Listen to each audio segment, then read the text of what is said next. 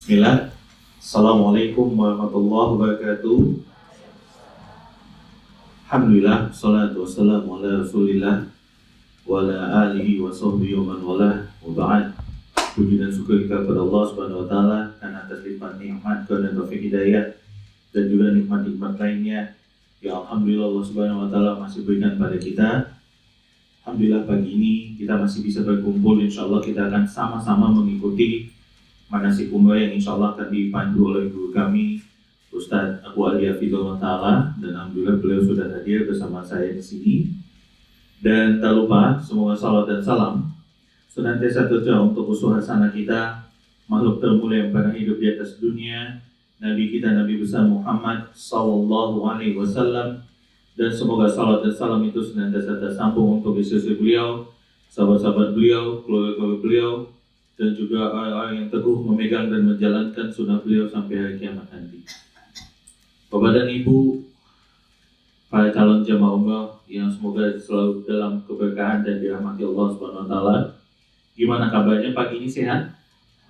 Iya. Sebelumnya kami mengucapkan terima kasih atas waktu yang sudah diluangkan. Ini manasik umrah yang terjauh dari keberangkatan yang pernah kami buat, karena biasanya kami kalau buat manasik itu dekat-dekat, biasanya 10 hari atau seminggu. Namun kemarin pertimbangannya kita kalau nanti dekat-dekat mau berangkat bulan puasa panas, habis itu kita nggak bisa makan siang, kan gitu ya. Nah kalau hari ini kan kita udah makan siang Ustaz.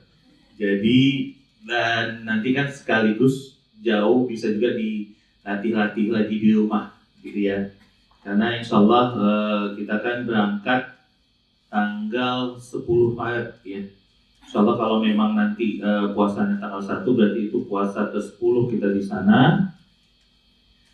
Kalau memang tanggal 1, kalau tanggal 2 berarti puasa ke-9 ya. Jadi kami sekali lagi terima kasih banyak sudah meluangkan waktu, dan memang untuk umroh kali ini tidak banyak yang berangkat. Ini kita ada 25 orang ya, 24 kalau jamaahnya. Nanti Bapak dan Ibu didampingi sama Faldi yang di kameramen, ini tour leader kita. Alhamdulillah beliau juga sudah beberapa kali berangkat, jadi insya Allah Bapak dan Ibu ada di tangan yang tepat, insya Allah. Kalau Ana Afan tidak bisa menemani karena Ana saat ini juga masih dalam pemulihan. Ana kemarin bulan November kena pneumonia. Jadi saat ini juga kemarin kita habis terakhir foto paru juga masih ada flek di paru Ana, jadi Ana belum bisa menemani. Jadi insya Allah nanti di sana ada Falti dan juga nanti ada Ustadz Faros di sana. Nah, sedangkan Ustadz Abu Halia di sini kami minta tolong beliau sebagai guru kami untuk menjelaskan apa-apa saja tata cara ibadah umrohnya ya, supaya nanti Bapak Ibu bisa pelajari ya. Dan nanti setelah sesi Ustadz Abu Alia, baru nanti sesinya akan masuk ke sesinya Ana ya. Nanti Ana akan menjelaskan teknis ya keberangkatan, teknis apa saja harus dibawa, teknis nanti sewaktu di sana ngapain aja ya. Jadi nanti kita ini bagi 2 sesi, Ustadz Abu Alia akan menjelaskan secara teori dan juga nanti akan praktek langsung di lapangan ya. Terima kasih jamaah, kita langsung semua bawa buku manasiknya. Ya, baik jamaah, kita akan segera mulai untuk ini. Ustaz, nanti ada WA file manasiknya. Ustaz masih ada?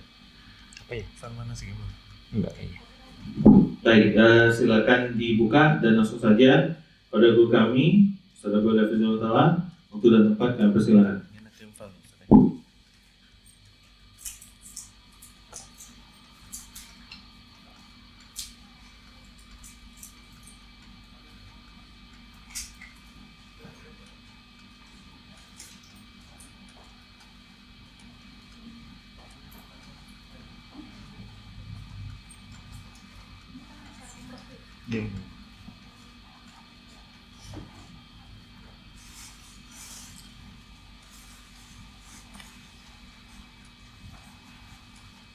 Bismillah. Assalamualaikum warahmatullahi wabarakatuh.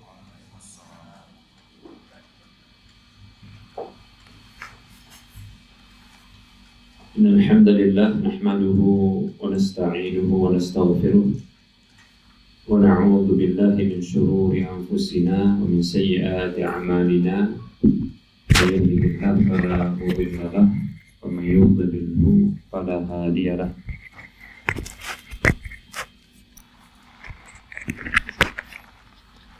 وأشهد أن لا إله إلا الله وحده لا شريك له وأشهد أن محمدا عبده ورسوله صلى الله عليه وسلم قال الله تبارك وتعالى يا أيها الذين آمنوا اتقوا الله حق تقاته ولا تموتن إلا وأنتم مسلمون يا أيها الناس اتقوا ربكم الذي خلقكم من نفس واحدة وخلق منها زوجها وبث منهما رجالا كثيرا ونساء واتقوا الله الذي تساءلون به والأرحام إن الله كان عليكم رقيبا يا أيها الذين آمنوا اتقوا الله وقولوا قولا سديدا يصلح لكم أعمالكم ويغفر لكم ذنوبكم ومن يطع الله ورسوله فقد فاز فوزا عظيما أما بعد فإن أصدق الحديث كتاب الله خير الهدى هدى رسول الله صلى الله عليه وسلم شر الأمور محدثاتها وكل محدثة بدعة وكل بدعة ضلالة وكل ضلالة في النار. Alhamdulillah, segala puji hanya untuk Allah yang senantiasa memberikan kebaikan dan kenikmatan kepada kita. Salawat dan salam tak lupa kita ucapkan untuk Nabi kita Muhammad sallallahu alaihi wasallam. Semoga Allah menjadikan kita hamba yang selalu taat kepada Allah dan Rasulnya hingga kita diwafatkan oleh Allah lalu dimasukkan ke dalam surganya. Amin ya rabbal alamin. Baik para hamba Allah rahimani wa rahimakumullah. Apa kabar Bapak Ibu sekalian? Jamaah keberangkatan 10 Maret ya. 10 Ramadan kurang lebih ya. Insya Allah. Baik, ini apa namanya? Mode menggebu-gebu atau santai aja? Kalau gebu-gebu kita naikkan sedikit ya. Santai aja ya, gitu ya. Bapak Ibu sekalian rahimani rahimakumullah. Manasik umroh. Mungkin di sini sudah pernah ya, ada di antara kita yang sudah pernah umroh ya. Ini mungkin umroh yang kesekian, ada juga barangkali yang perdana. Namun yang perlu para hamba Allah rahimani rahimakumullah pahami bahwasanya manasik umroh. Manasik itu artinya tahapan-tahapan kegiatan ibadah umroh.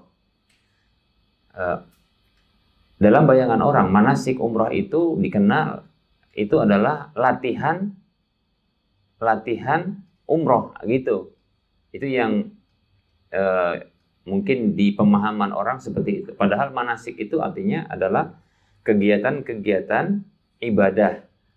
Nah, kadang manasik umroh atau manasik haji berarti tinggal disesuaikan. Kegiatan-kegiatan, tahapan-tahapan kegiatan ibadah haji kalau manasik haji atau umroh kalau dia manasik umroh. Nah, seperti itu.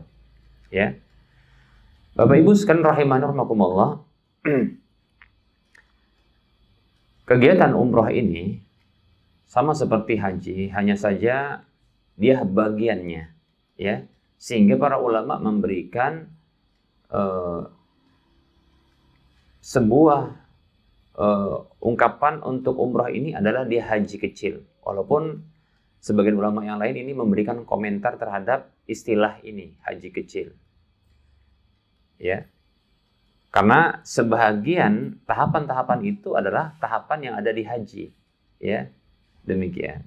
Maka disebut dengan kecil, dia lebih kecil. Baik, Bapak Ibu sekalian rahimani rahimakumullah, jamaah sekalian, a'azani Allah wa iyyakum jami'ah. Untuk haji dan umroh sebagaimana ibadah-ibadah yang lain, maka itu wajib ya dengan mengikuti petunjuk Rasulullah Shallallahu Alaihi Wasallam.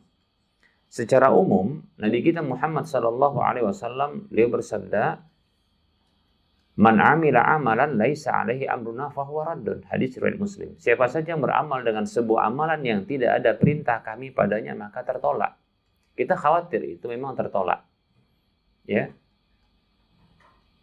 Setiap amalan kalau tidak sesuai petunjuk Nabi Shallallahu Alaihi Wasallam.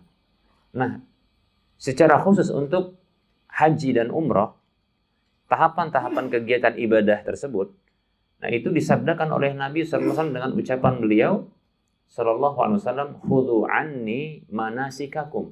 Ambillah dariku oleh kalian, ya, manasik kalian itu, yaitu tahapan-tahapan kegiatan ibadah itu, yaitu haji dan umrah.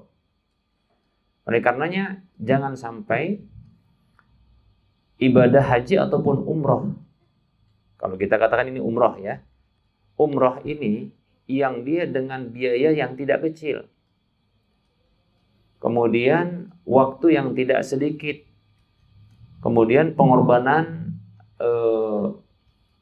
harta, finansial, waktu, demikian pula tenaga yang tidak kecil. Ini banyak pengorbanannya, ya, karena dia ibadah badaniyah, begitu juga ibadah maliyah, ya. Lebih-lebih kondisi iklimnya itu berbeda dengan di sini.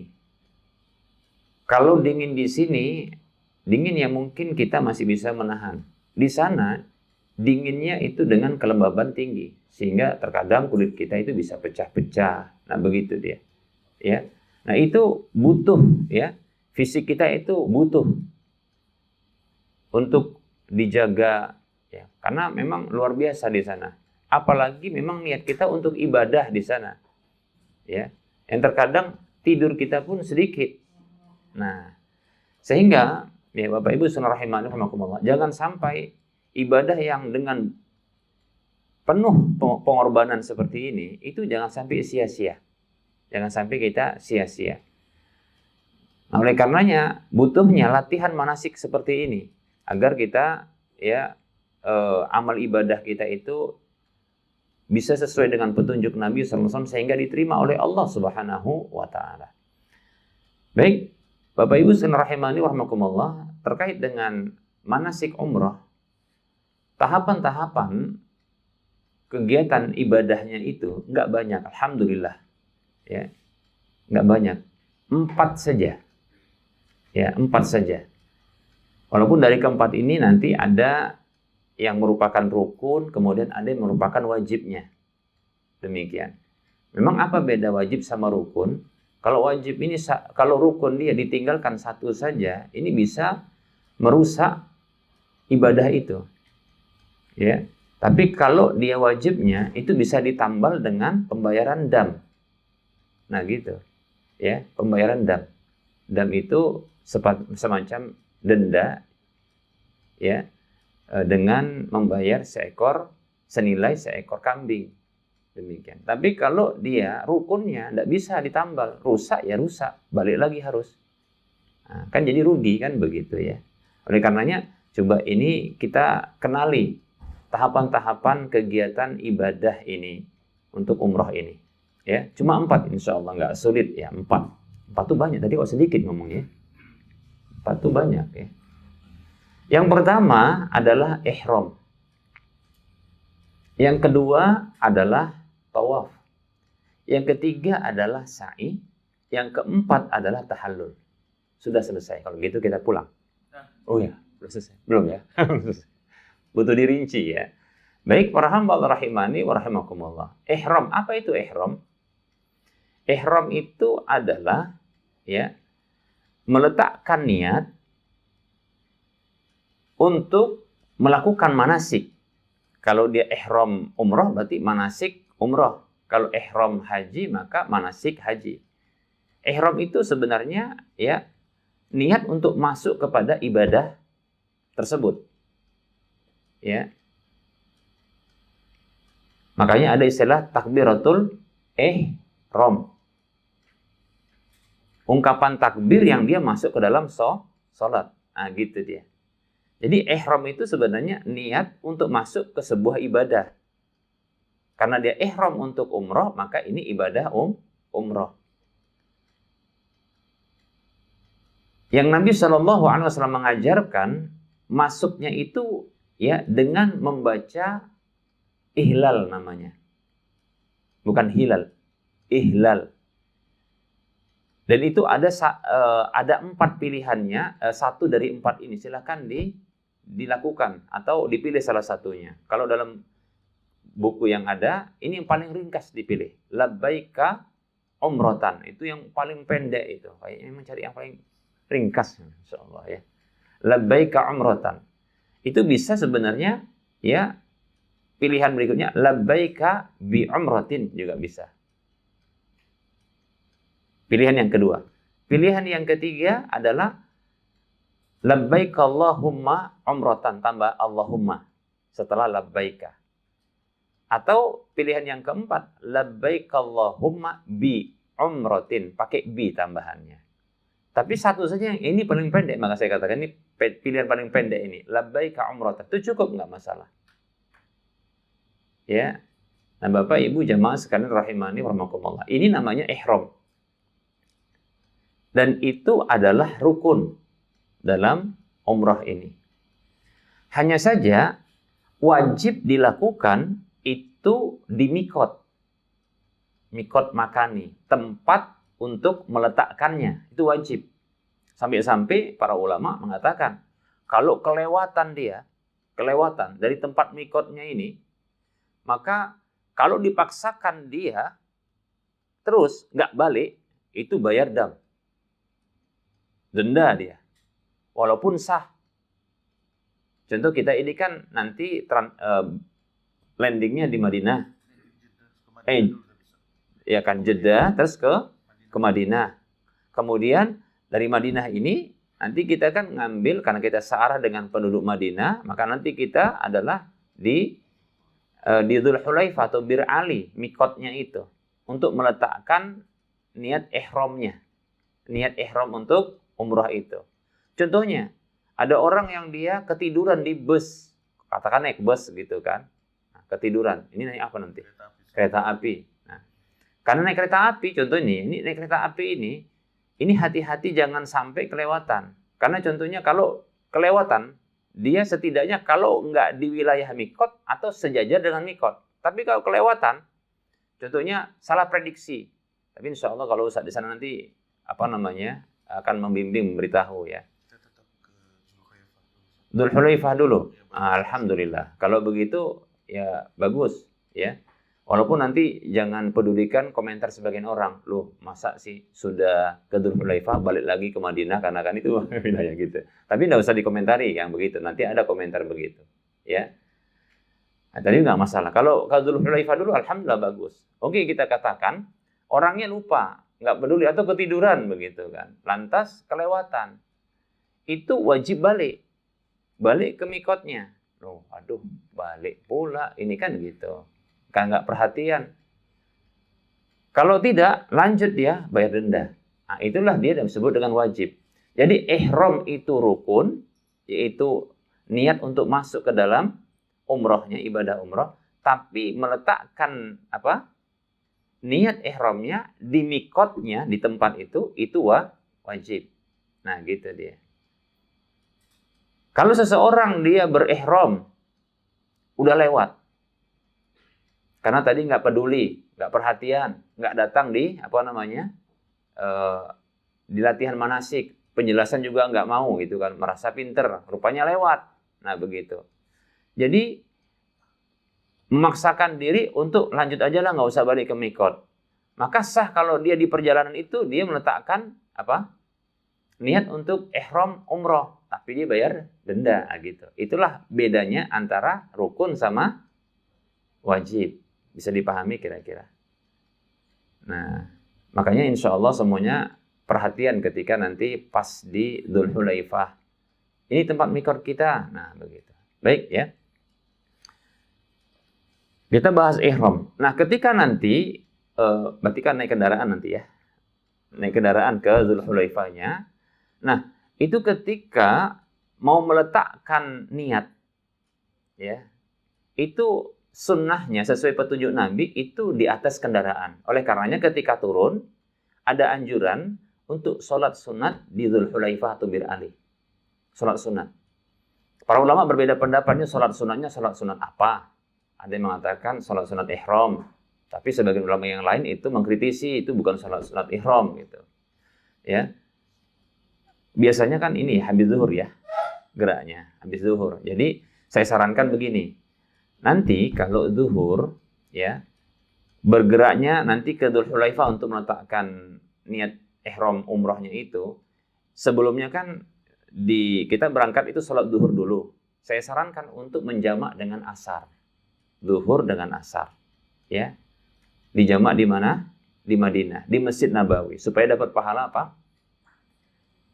1000 kali lebih baik daripada 1000 kali sholat di tempat yang lain. Kata Nabi dalam hadis riwayat Ahmad, Nabi mengatakan sallallahu alaihi wasallam, "Salatun fi masjidi hadza afdalu min alfi salatin fi masiwahu ilal masjidil haram." Salat di masjidku ini lebih afdal ketimbang 1000 kali salat di masjid yang lain kecuali Masjidil Haram. Wa salatun fi Masjidil Haram afdalu min mi'ati alfi salatin fi masiwahu. Sementara salat di Masjidil Haram itu lebih baik, lebih afdal ketimbang 100.000 kali salat di masjid yang lain. Jadi maksud saya, karena berangkatnya adalah zuhur, setelah zuhur maksudnya, setelah makan bahkan itu sekitar mungkin jam paling lambat 2:30 ya, atau jam 3 paling lambat itu ya. Itu baru bergerak ke Dzulhulaifah. Maka saya sarankan untuk sholat zuhur dengan asar di jamak di Masjid Nabawi. Nggak usah sholatnya itu asarnya nanti di mana? Contohnya di Masjid Dzulhulaifah atau di rest area, nggak usah. Atau contohnya malah di kereta api contohnya. Di kereta api malah sayang sekali kereta api gitu, nggak bisa ruku, nggak bisa sujud, nah begitu ya. Nah maka sholat saja di jamak di situ. Kenapa kok pakai jamak? Ya karena kita sedang safar, ya kan? Maka bisa di jamak, begitu. Sudah? Nah, jadi sekaligus bahas teknis ini ya. Nah kemudian nanti ya begitu dia di Dzulhulaifah bergerak ke Dzulhulaifah dalam kondisi sudah melakukan mandi untuk ihram umroh di hotel masing-masing. Itu kalau bisa memang demikian. Apalagi ini kan Ramadan. Ramadan itu bisa dikatakan rame banget ya, crowded itu. Jadi nggak masalah mandinya di mana? Di hotel masing-masing di Madinah. Tapi jangan letakkan dulu niat untuk umroh di Madinah, nggak usah. Walaupun boleh, menurut sebagian ulama, boleh. Karena sebelum mikot itu boleh. Tapi yang afdol di mikotnya. Sebenarnya pun mandi untuk ihram itu di mikotnya. Tapi permasalahannya tempatnya terbatas. Kan gitu ya.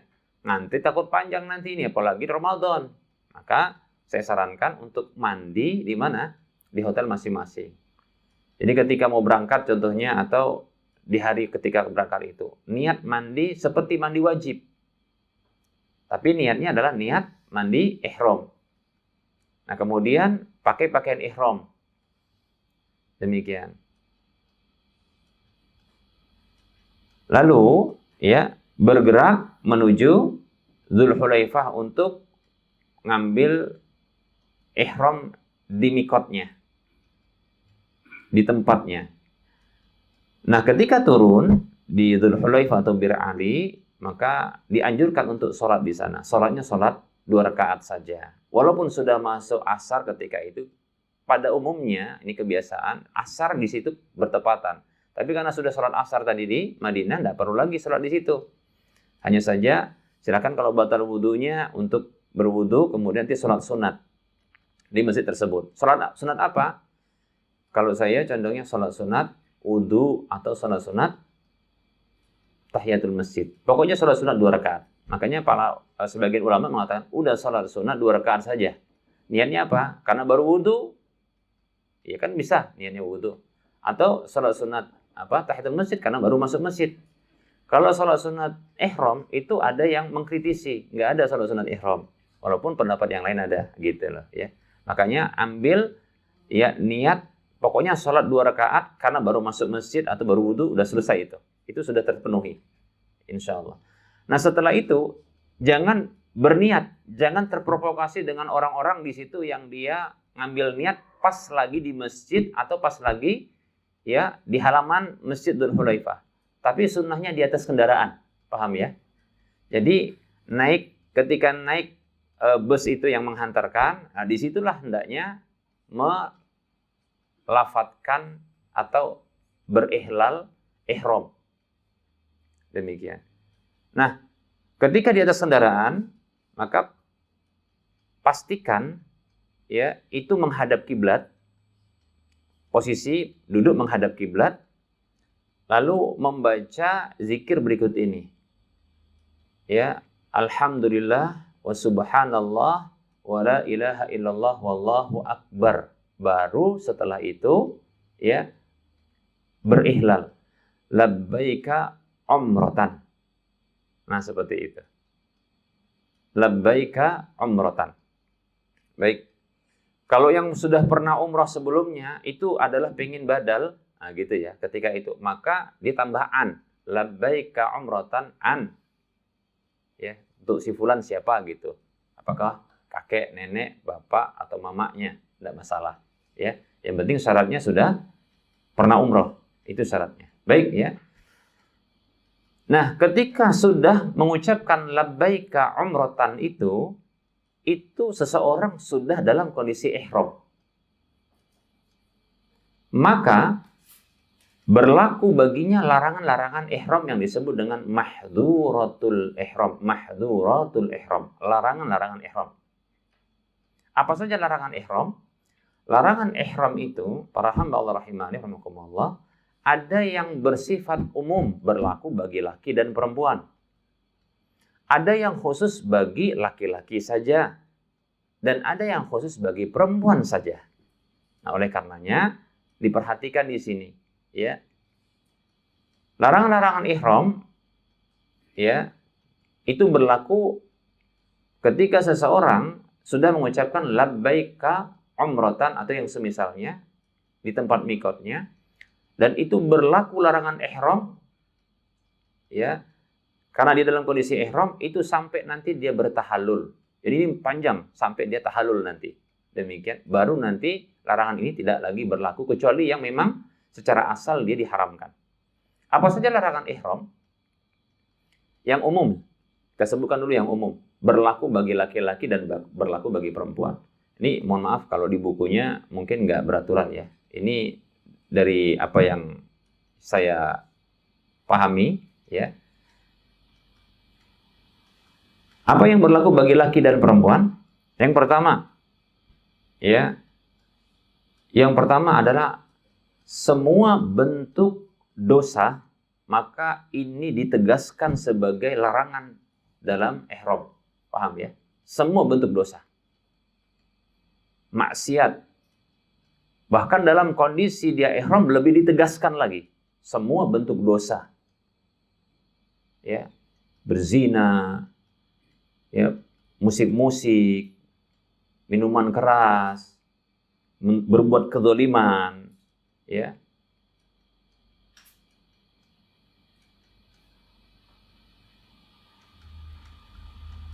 Maka ditegaskan dalam kondisi ihram itu haram, tegas dia. Tapi wallahu alam, apakah jadi kelipatan dosanya? Ya bisa jadi, karena dia dalam kondisi ibadah tapi malah buat dosa, gitu loh, paham ya? Lawang dia nggak dalam kondisi ibadah itu dilarang juga, dalam kondisi ibadah malah dia buat dosa itu. Ya tentunya ini bisa jadi adalah berkelipatan, tapi tidak tahu ya kelipatannya seperti apa. Yang jelas ditegaskan begitu dia. Jadi sebuah keharaman dalam kondisi ihram. Karena di luar ihram pun dia diharamkan. Mestinya seseorang kalau mau ibadah dia tahan, tapi malah dilakukan. Ini haram. Demikian ya. Sampai pun mohon maaf ini ya. Berhentilah merokok. Nah itu. Terkadang begitu juga ini, sebagian jamaah itu ada yang suka merokok sampai nanya, "Ustaz, boleh merokok? Kok minta izin sama saya?" Minta izin merokok. Nggak, saya katakan kalau saya pendapat memang haram. Nah begitu. Jadi kalau itu sebuah keharaman di luar dari ihram, maka dalam ihram lebih haram, gitu dia. Karena dalam kondisi ibadah. Maka jangan coba-coba. Nah begitu, ya. Ditahan, ya. Bahkan kalau bisa dihilangkan, karena dia rokok membunuhmu. Ini bukan iklan. Baik, para hamba Allah rahimani wa rahimakumullah. Ya. Kalaupun seseorang memandang itu rokok itu makruh, janganlah lakukan kemakruhan. Lawang dia, ya, ada perkara-perkara yang di luar dari apa? Di luar dari ihram itu boleh saja, itu jadi haram, nggak boleh dalam kondisi apa? Ihram. Nah ini hukumnya makruh, maka coba ditahan. Nah begitu. Kalau bisa malah ini jadi titik awal untuk meninggalkan rokok. Nah gitu dia. Karena lumayan ya, panjang ya waktunya. Baik, para hamba Allah rahimani wa rahimakumullah.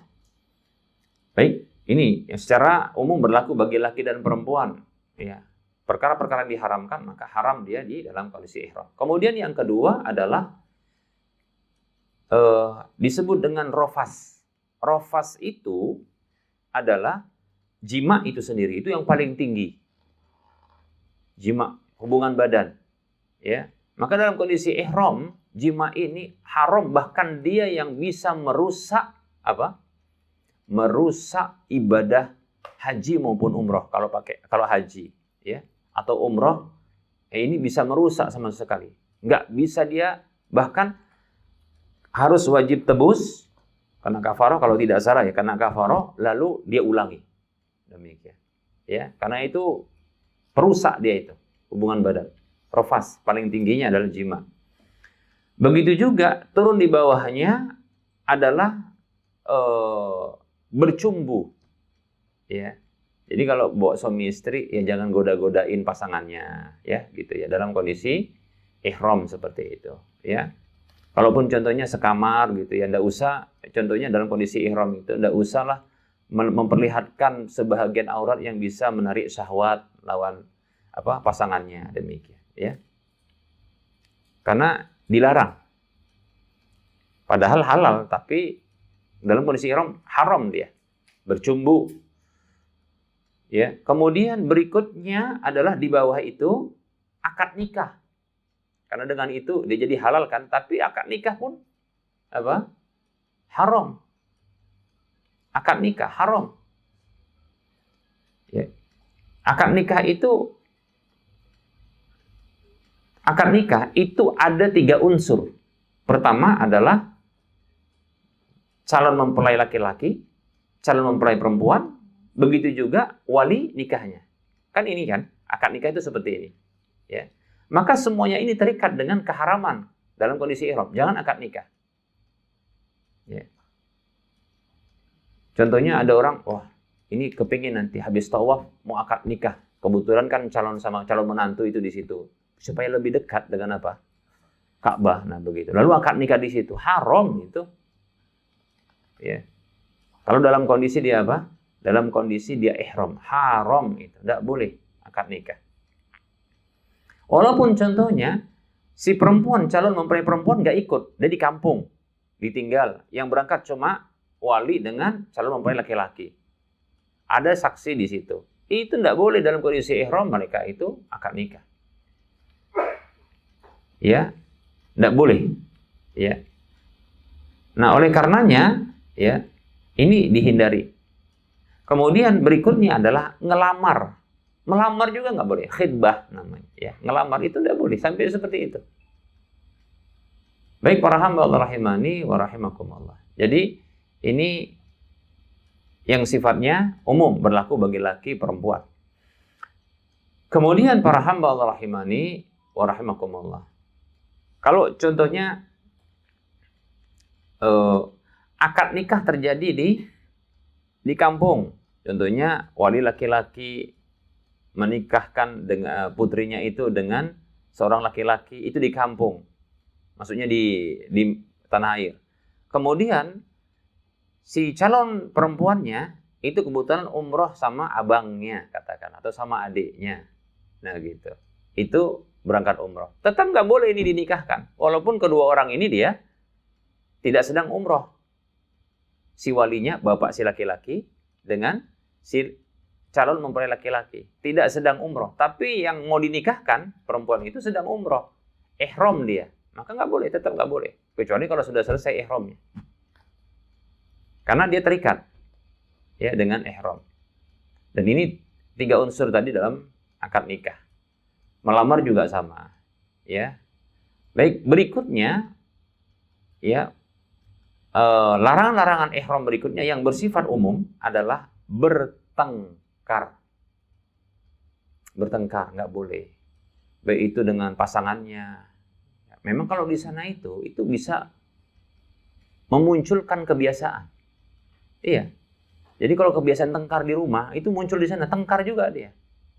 Karena saya pernah sama jamaah itu, saya pun heran sampai kok bisa masalah yang sepele ini saja diributkan. Saya pun heran. Betul kata orang gitu ya. Kalau kebiasaan yang jelek itu, kalau nggak ditobati segera, itu muncul nanti di sana. Saya dapatkan, ya Allah. Ya, sampai saya bilang gini, Pak, Bu, jangan tengkar ya.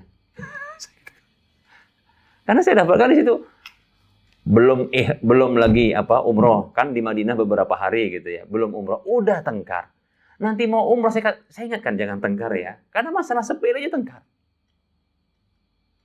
Yang cerewet di sana dia. Yang pengen kawin lagi muncul pembahasannya. Memang gitu dia. Entah sesuatu yang memang di dalam hati itu di sana muncul dia, kebiasaan muncul dia, begitu. Makanya ya kalau buruk dia, maka tobat gitu dia ya. Nah, di antara yang buruk itu jidal, bertengkar, itu larangan ihram. Nah, gitu. Sampai jemaah saya dulu itu ngomongin, "Dek, jangan mancing-mancing ya." Ngomong gitu saja. Oh, itu tengkar berikut. Loh, gimana sih? Udah, ini kita sedang mau ihram ya, gitu ya. Sudah cukup. Ya Allah, luar biasa memang ya. Yang bandel juga di sana. Bandelnya muncul di sana. Payah dinasihatin. Ya, dablek kata orang Jawa. Ya Allah, ya. Nah, seperti itu. Makanya tobatlah kalau segera itu ya, supaya nggak muncul di sana dia. Ya. Saya pernah bersama orang tua perempuan saya, itu doa di sana itu. Doa dari rumah tuh, ya Allah. Ya, hilangkanlah keburukan-keburukanku, ya Allah, jangan munculkan di sana. Sampai begitu. Nggak muncul memang di sana. Ya. Sampai kalau ketemu sama saya itu diam aja gitu. Kalau nggak saya direpetin. Karena doanya termasuk makbul juga gitu, karena ditahan-tahan begitu ya. Alhamdulillah ya. Jadi kalau keburukan segera ditaubatin dia. Karena nanti bisa muncul di sana. Ya. Baik para hamba Allah rahimani wa rahimakumullah. Jadi bertengkar baik itu dengan orang, ya. Nggak sabaran itu bisa, apalagi pas lagi tawaf. Ya. Saya sudah kasih tahu ya sama salah satu jamaah gitu ya, untuk ya nggak boleh bertengkar. Masya Allah. Untuk jaga anaknya ketika orang mau bebas, ya. Dia marahin orang di sebelahnya. Ya Allah, saya pun mau marah, ini tempatnya nggak boleh marah gitu kan. Mau marahin dia maksudnya. Alhamdulillah bisa saya tahan gitu. Nggak usah tegang, santai aja kita. Namanya juga bersama orang banyak gitu ya. Ini amal ibadah bareng-bareng. Ya mungkin ya dia watak dia. Nah, kita jangan ikutin watak orang lain itu gitu ya. Kalau kita balas ya keras-kerasan juga akhirnya. Karena orang mau ke kanan, mau ke kiri kan gitu ya. Yang sudah selesai tawaf dia mau kemana-mana, nah itu ya. Nah, bertengkar itu jangan. Kemudian berikutnya para hamba Allah rahimani wa rahimakumullah, yang juga dilarang bagi laki dan perempuan adalah pakai minyak wangi. Pakai minyak wangi. Nah, ini dilarang. Tidak boleh bagi laki dan perempuan. Dan tidak boleh memakai pakaian seperti pakaian ihram yang dia berwangi-wangian. Yang ada wanginya di situ. Makanya Bapak Ibu sekalian, coba nanti kalau yang laki-laki pakaian ihramnya jangan wangi, jangan dia dilondrikan, jangan. Ya, jangan wangi dia. Kalau mau pakai minyak wangi yang laki-laki, itu pakai setelah mandi ihram pada tubuhnya, tapi jangan pada pakaiannya, paham ya? Karena ada larangan secara khusus untuk pakaian. Tapi kalau di tubuh boleh. Dan kalau tersisa sudah ihram nggak masalah. Tapi kalau di pakaian ada larangan. Nah gitu dia. Kalau sebelum ihram boleh pakai. Ya.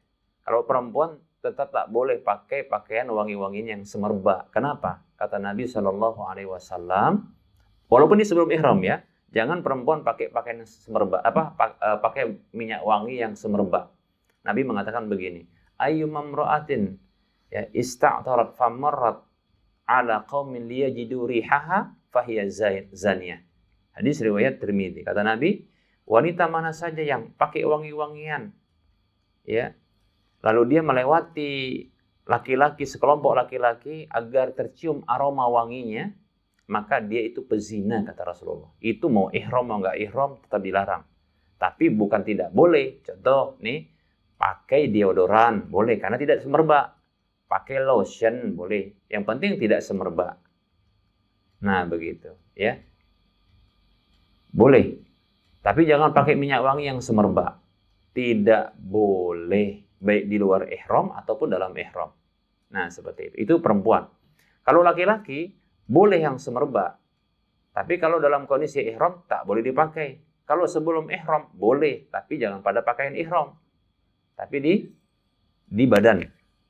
Silakan dilumuri. Bahkan Aisyah radhiyallahu anha itu pernah melumuri badan Rasulullah dengan minyak wangi ketika sebelum ihram. Nah, gitu. Baik ya. Nah, seperti itu.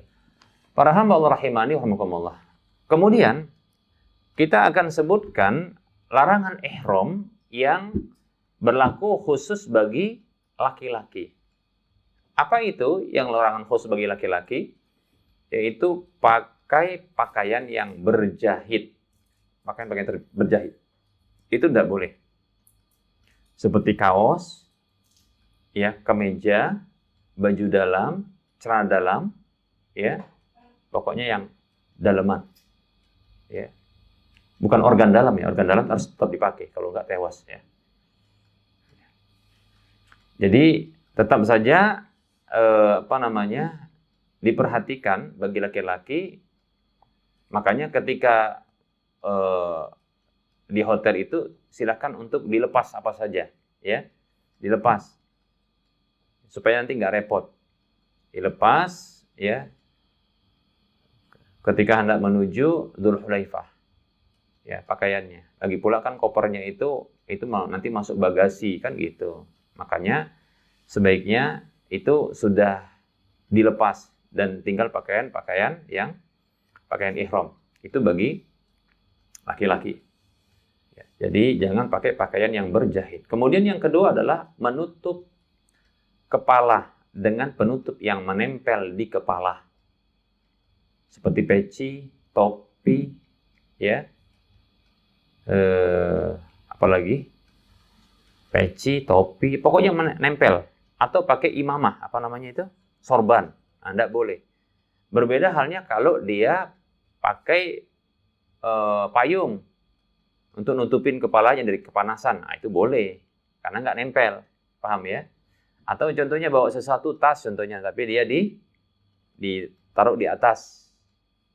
Nah, dan terlarang juga kalau seandainya dia pakai pakaian ihramnya bagi laki-laki ini. Itu diletakkan di atas kepala. Ketika baik itu kedinginan atau kepanasan. Kedinginan untuk nutup telinga dengan cara kerukupan gitu kalau orang Jawa bilang ya. Ditutupkan begitu dia telinganya gitu kan. Ini kan nutup kepala, nggak boleh. Walaupun pakai pakaian ihram, nggak boleh. Bagi laki-laki ini ceritanya. Ya. Nah, seperti itu. Ataupun dalam kondisi panas karena terik matahari, nggak boleh tetap dia, ya. Baik. Kemudian adapun yang dibolehkan kalau seandainya contoh ini ya, Ustaz, sandal saya itu berjahit, boleh nggak masalah? Ustaz, tas itu kan tas yang kita pakai itu berjahit, itu kan kita selempangkan di ini karena itu untuk HP, untuk contohnya macam-macam itu. Boleh. Karena nggak disebut dengan pakaian, paham ya? Walaupun dia berjahit. Ya. Jadi yang dilarang itu yang dia pakaian berjahit, paham ya? Maka termasuk pakaian dalam atau pakaian luar. Termasuk pakaian dalam atau pakaian luar, atas dan bawah. Nah, seperti itu. Baik ya. Nah, Bapak Ibu sekalian rahimani rahimakumullah, ya. Berikutnya ya. Yang terlarang bagi laki-laki adalah ya, termasuk pakai kaos kaki. Pakai kaos kaki atau pakai khuf.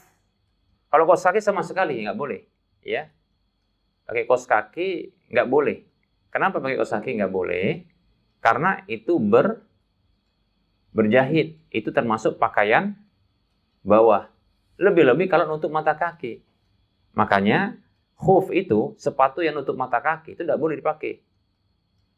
Boleh pakai sepatu dengan syarat sepatu tersebut adalah sepatu yang membuka mata kaki.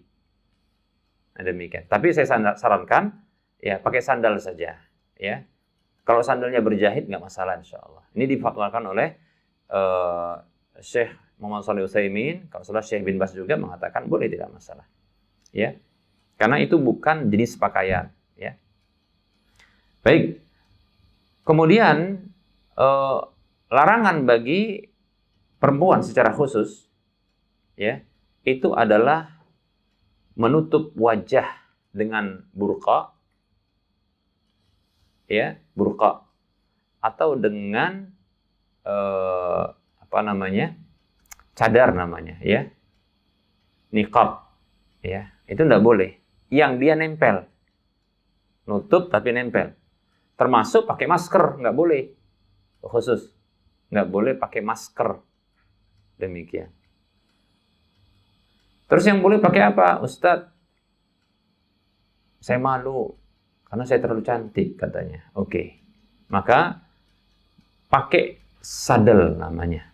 Sadel itu adalah ya kain yang menjulur di wajah tapi tidak nempel. Nah, gitu dia. Atau seperti Ibunda Aisyah radhiyallahu anha ketika ada orang lewat, beliau itu jilbab beliau tutupkan ke wajah. Gitu orang lewat dilepas. Nah, gitu dia. Tapi ya modelnya buka tutup gitulah dia. Gitu ya. Nah, makanya kalau mau pakai sadel, ingat pakai sadel ya di depan. Bukan sandal taruh di depan wajahnya. Sadel namanya. Dan bukan udel. Sadel, ya. Nah, gitu. Nah, itu gimana bentuknya? Saya pun bingung karena nggak dijual di sini, jarang. Itu yang ada di sana dijual. Biasa gitu, ya. Orang-orang dari Pakistan, kalau perempuan Pakistan itu pakai, kalau nggak salah juga dari Turki ada yang dia bercadar. Ya. Burdah, iya. Dia nggak nempel ya di wajah. Jadi yang dilarang tuh nempel di wajah. Baik ya. Berikutnya adalah bagi perempuan pakai kaos tangan. Nggak boleh. Ya. Jadi cuma dua saja bagi perempuan yang khusus, yaitu pakai cadar dan pakai kaos tangan. Baik, para hamba Allah rahimani rahimakumullah. Nah, ini barangkali larangan-larangan ihram. Nanti kalau terlewatkan bisa nanti disebutkan menyusul insyaallah taala. Baik. Nah, ini berlaku sampai nanti tahallul. Kemudian para hamba Allah dalam kondisi bergerak ini tadi kan kita sudah sudah ihram. Nah, ini bergerak. Kalau naik kereta api nanti nunggu sampai bergerak gitu. Dianjurkan selama dalam perjalanan menuju Makkah itu bertalbiyah namanya. Membaca apa? Labbaik Allahumma labbaik, labbaik la syarika laka labbaik, innal hamda wan ni'mata laka wal mulk la syarika lak. Terus sampai nanti melihat Ka'bah. Dalam hadis Ibnu Umar demikian, ya. Walaupun ada pendapat sampai di Mekah, ya. Tapi saya condong sampai dia melihat Ka'bah, hendak tawaf itu. Sudah. Kalau masih bergerak ke pelataran masjid, nah itu masih bisa talbiyah. Nah, seperti itu. Begitu nanti apa? Udah dekat Ka'bah, udah dekat lihat, maka sudah berhenti. Ya. Baik ya, para hamba Allah rahimani wa rahimakumullah. Itu talbiyah. Jadi selama perjalanan begitu, ya. Kemudian para hamba Allah rahimani wa rahimakumullah. Nah, setelah sampai Mekah, kemudian memposisikan di kamar masing-masing, ya. Apanya? Pakaian, kopernya dan semuanya, ya. Maka bergerak untuk melakukan penyelesaian manasik umrohnya dengan tawaf. Rencananya malam hari ya? Malam ya, supaya nggak kepanasan dan ada energi kan. Baik ya. Jadi malam diselesaikan. Nah, Jumat jam berapa itu? Jumat malam Sabtu. Jam berapa rencananya? Habis asar, isya, 11 malam. Nanti sahurnya di hotel. Oh, berarti pulang dulu ya. Baik ya. Berarti nanti sholat maghrib dan isya. Ya kan gitu kan. Dalam perjalanan, tapi itu sudah ini ya. Sudah sampai karena naik kereta api ya. Insya Allah kan cepat. Ya paling enggak itu asar sudah sampai sana ya. Jam 6 sore.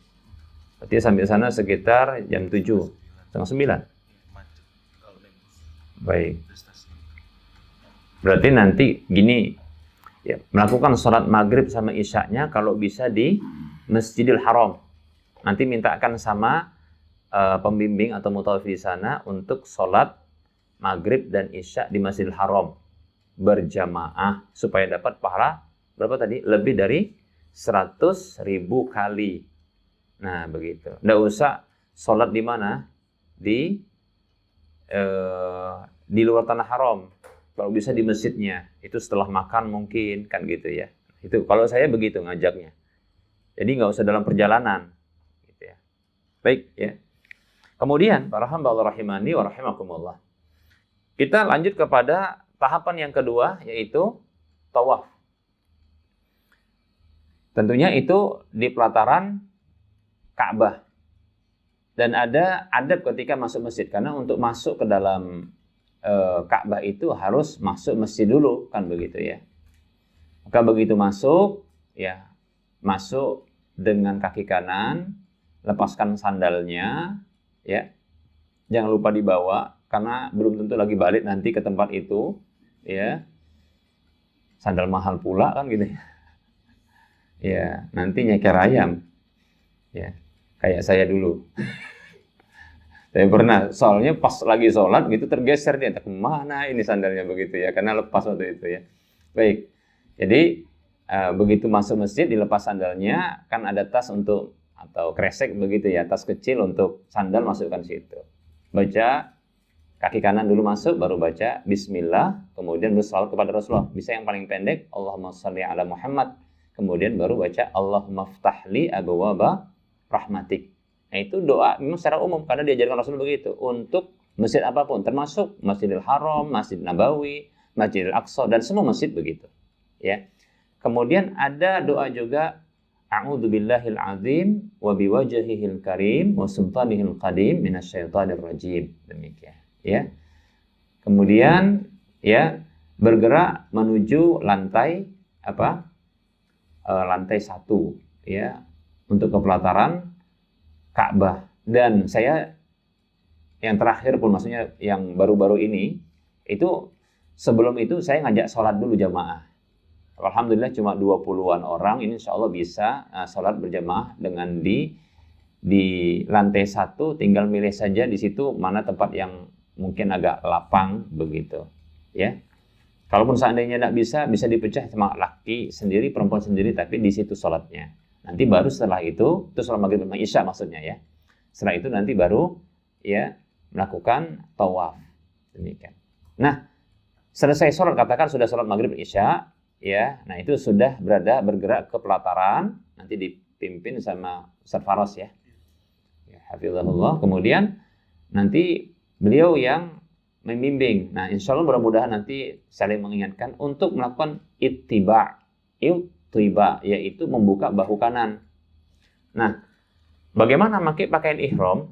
Kita belum ajarkan ya. Ini telat ini pakai pakaian ihram ya. Hah? Oh ya, kita ke lapangan boleh nggak apa-apa. Langsung ya. Ini kita langsung ke apa namanya? Ke lapangan, biar langsung ya. Nah, tapi ini saya praktek dikit untuk memakai pakaian ihram. Dimintakan kepada panitia yang paling ganteng.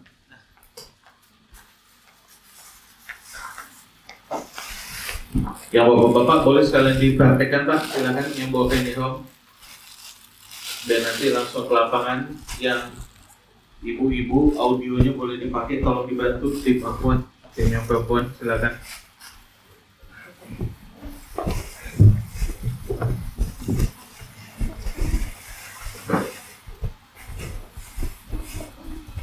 Baik Bapak Ibu sekalian ya, pakaian ihram untuk laki-laki insya Allah gampang ya, karena sebenarnya ini mirip pakai sarung ya, bukan pakai kain kafan ya, karena nggak bisa sendiri pakai kain kafan ya, kain sarung ya. Walaupun ya kalau sarung itu kan dia mengitar, membulat gitu ya, kalau ini kan enggak, dia terbuka. Nah, pakaian ihram ini ada pakaian disebut dengan izar, pakaian bawah, pakaian atas. Kemudian ada izar itu pakaian bawah, ada pakaian atas. Ya, jadi ada dua, bawah dan atas ya. Untuk laki-laki pakaian dulu yang bawah, jangan yang atas dulu. Ya coba bayangkan kalau dia sudah lepas celana atas dulu dipakai, kan kelihatan. Iya Pak. Baik, jadi ini teknis saja. Yang mana yang nyaman silakan ya. Karena saya tengok beberapa orang malah saya lihat lebih baik cara makainya dengan saya gitu. Cuma ini mungkin cocok sama saya karena saya langsing dan ganteng. Iya, kan langsing. Saya bohong, enggak kan? Iya. Saya bohong, Pak. Bu, enggak kan? Langsing. Ya, itu. Tadi mau ngomong itu sebenarnya, kebablasan satu lagi.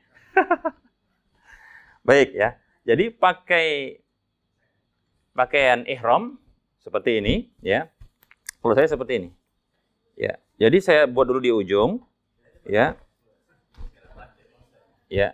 Jadi seperti ini, kemudian dilipat, nah seperti ini, ya. Ya bapak-bapak boleh keluar dari barisan nggak apa-apa biar lebih gampang.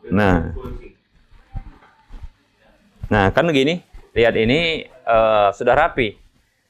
Kalau kurang ketat bisa pakai apa? Ikat pinggang, tali pinggang. Dan tali pinggang ini pun boleh juga yang dia berjahit. Ada jahitannya, tidak masalah. Kenapa? Karena dia bukan pakaian. Bahkan dia hanya sekedar sarana saja. Sama seperti apa? Tas. Demikian ya. Nah ini. Nah bagi saya ini sudah ketat. Tapi entahlah kalau dia nggak pakai celana ya. Ini pakai celana. Dia nggak ganjel dia. Nah seperti itu.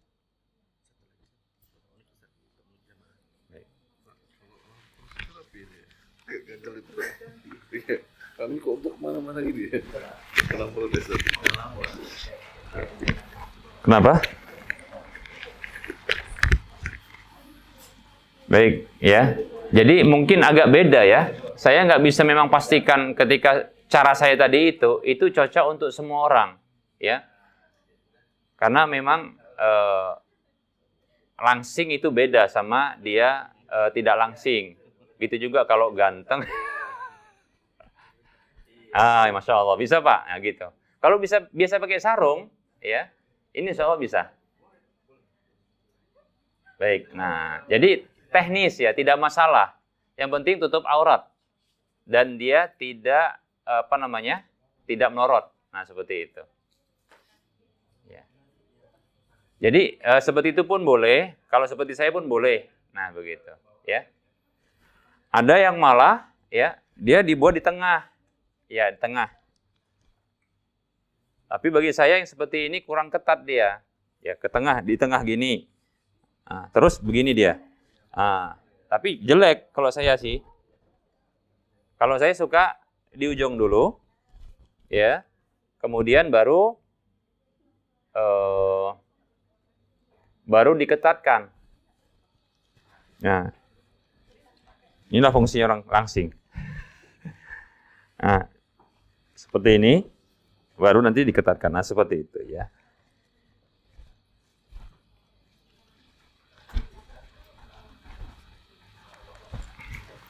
Selalu saya seperti ini, tapi saya kadang pakai ikat pinggang, ya, yang putih itu biasanya.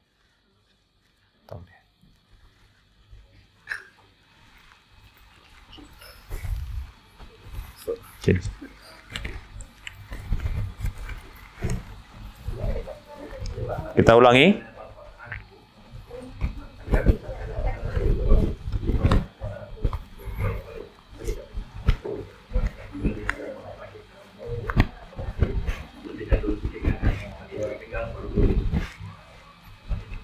Nah, ini bagi saya sudah ketat nih. Sudah ketat, Pak ya? Ah, insyaallah. Baik.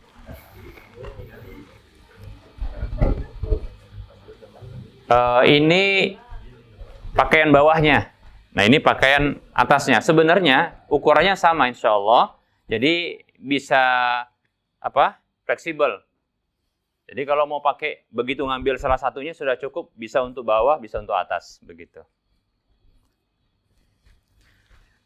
Nah, begini. Jangan lupa menampakkan logonya ya. Pesanan. Nggak dipesan pun paham sebenarnya ya. Ya. Nah, ini seperti ini ya. Nah, kalau orang langsing ya, memang agak sulit dia. Sulitnya dia kalau untuk yang pakaian atas ya, dia ini sering lepas. Jadi ini diletakkan di sini. Kalau untuk itibak nanti begini ya. Nah, seperti itu ya. Nah, ini sudah ketat juga insyaallah. Ya.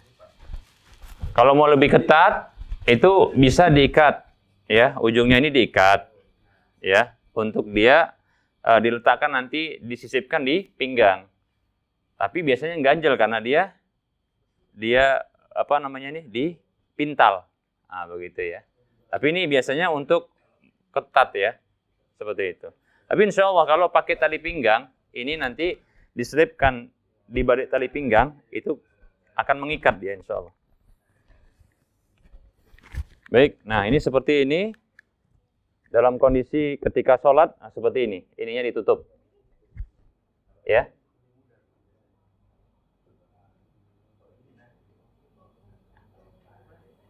Baik.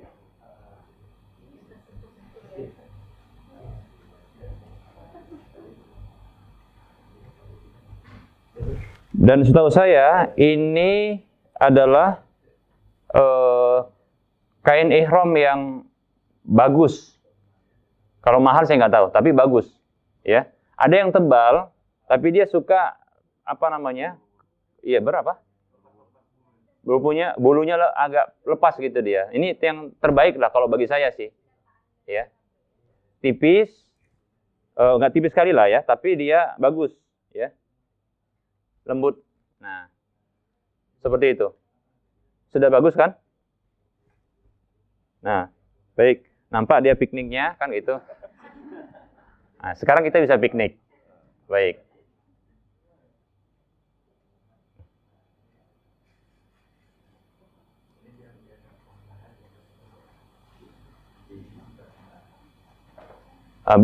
Itu teknis, bisa juga seperti tadi nih ya. Dia diletakkan di bahu sebelah kiri. Ya. Bisa juga sebaliknya, nggak masalah sih, ya.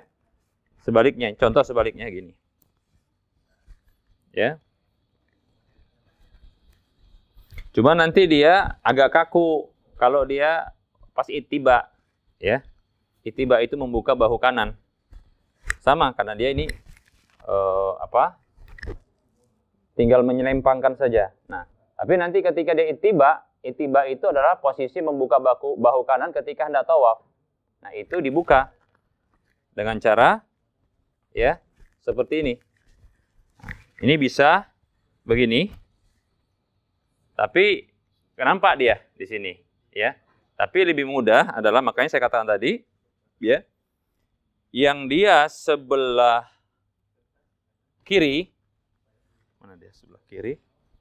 Nah, ini dia disisipkan ke pinggang sebelah kanan, ya. Kemudian diketatkan. Nah, kemudian ini letakkan di bawah. Yang sebelah kanan diputar menyelempang ke bahu sebelah kiri. Nah, sudah. Dia kurang panjang, Pak. Kurang lebih diulur. Nah, gitu dia.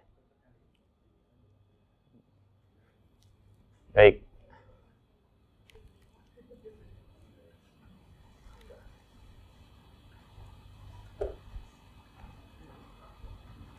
Kalau itiba dibuka bahu kanannya, Pak. Ah, gitu. Yang kanan.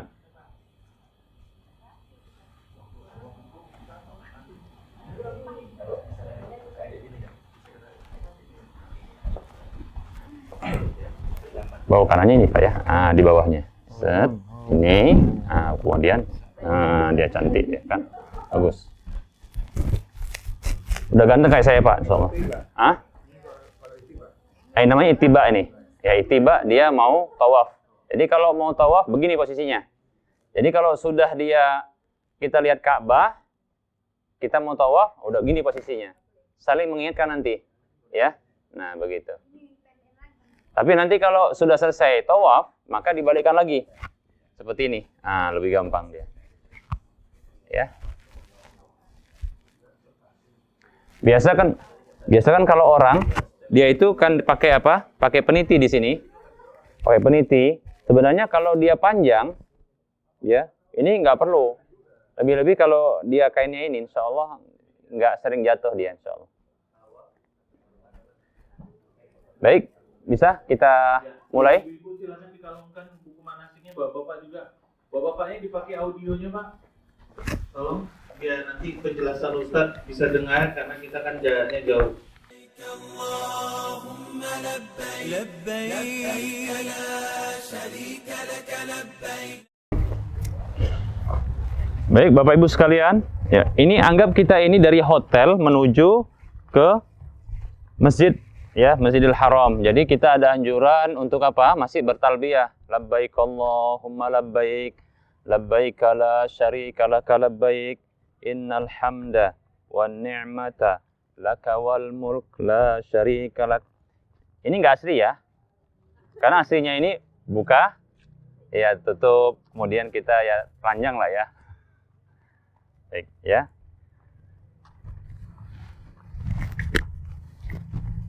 Jadi talbiyah itu ungkapan yang paling afdol untuk dibaca, bukan zikir yang lain dalam kondisi ihram, ya. Bukan yang lain, tapi labbaik Allahumma labbaik. Yuk sambil jalan kita. Labbaik la syarika lak, labbaik, innal hamda wan ni'mata laka wal mulk la syarika lak. Saya ulangi, ya. Talbiyah itu adalah, ya, bacaan zikir yang terbaik yang dibaca oleh seseorang dalam kondisi ihramnya, ya, sampai dia menuju Ka'bah. Semenjak dia mengucapkan labbaika umratan, maka zikir yang terbaik bagi orang yang ihram, karena ketika dia sudah mengucapkan itu, ya, maka dia dalam kondisi sudah ihram, ucapan yang terbaik adalah talbiyah. Labbaik Allahumma labbaik, labbaik la syarika lak, labbaik, innal hamda wan ni'mata laka wal mulk la syarika lak. Labbaik Allahumma labbaik, labbaik la syarika lak, labbaik, innal hamda wan ni'mata laka wal mulk la syarika lak. Labbaik Allahumma labbaik, labbaik la syarika lak, labbaik, innal hamda wan ni'mata laka wal mulk la syarika lak. Nah, ini baca talbiyah ini adalah semenjak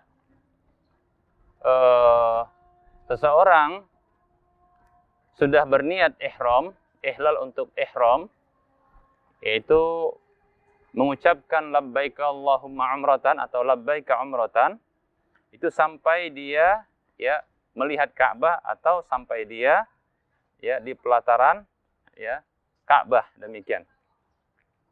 Atau melihat Ka'bah.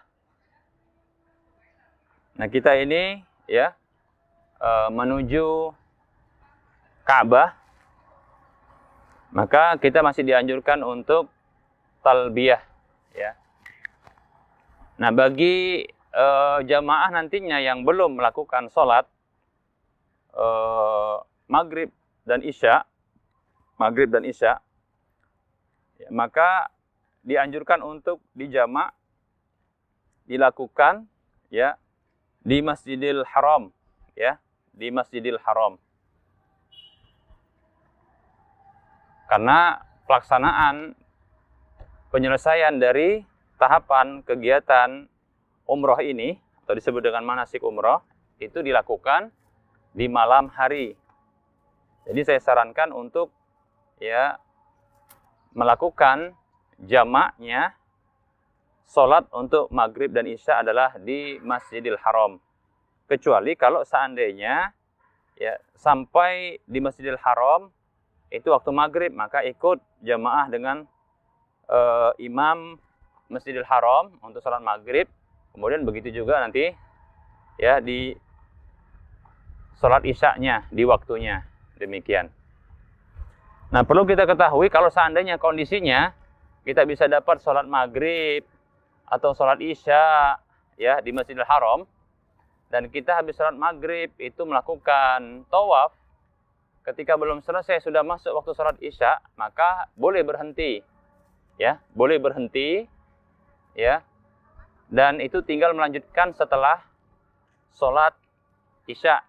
Kalau seandainya dapat sholat maghrib di Masjidil Haram, begitu juga ya sholat isya di Masjidil Haram dalam kondisi ya berjamaah dengan imam masjid. Nah, seperti itu.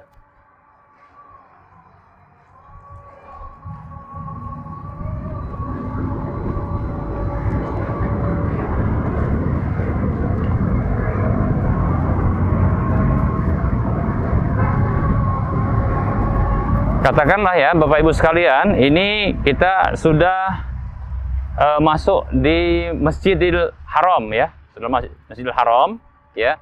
Ini pintu masuknya, katakan seperti itu ya. Maka ketika masuk baca apa? Bismillah, kaki kanan, Allahumma ftahli abwaaba rahmatik, kemudian baca Allahumma shalli ala Muhammad atau salawat-salawat yang lainnya. Boleh yang panjang, boleh yang pendek. Lalu baca A'udzubillahil azim wa biwajhihil karim wa sultanihil qadim minasyaitonir rajim. Seperti ini dalam buku panduan sudah ada. Baik, ya. Nah, ini adalah Ka'bah miniatur ya. Nah, kalau kita katakanlah sudah sampai nanti di Ka'bah ya.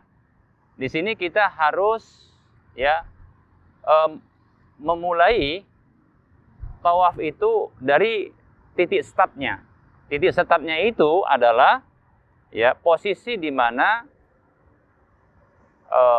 Hajar Aswad sejajar dengan tanda hijau di sebelah kanan. Ya. Posisi di mana Hajar Aswad, sudut yang ada Hajar Aswadnya dengan tanda hijau di sebelah kanan, ya. Nah, itu dia titik start awal. Demikian.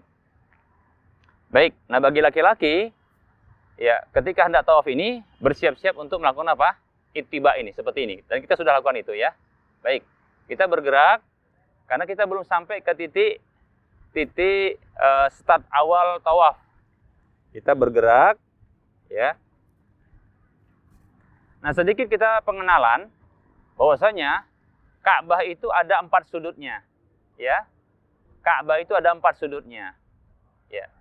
Ada sudut untuk penentunya gampang adalah sudut sebagai penentunya adalah sudut yang ada Hajar Aswad. Ini sudut penentu ya, untuk memudahkan.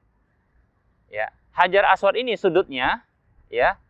Ini disebut dengan rukun Yamani yang kedua tapi ya. Karena yang pertama adalah sebelumnya, ini dia. Ya. Ini rukun Yamani, sudut Yamani. Yang pertama, yang kedua adalah Hajar Aswad. Ya. mau ngitungnya ini yang pertama itu yang kedua, yang penting ini rukun yamani. Ya. Kenapa disebut dengan rukun yamani? Yaitu sudut-sudut yang dinding Ka'bah menghadap ke Yaman. Paham ya? Nih, ke Yaman. Tapi ya aslinya nggak tahu di sini ya, ke sana gitu ya. Tapi yang jelas Ka'bah itu seperti itu, ya. Kemudian berapa tersisa sudutnya? Berapa tersisa sudutnya? 2 lagi.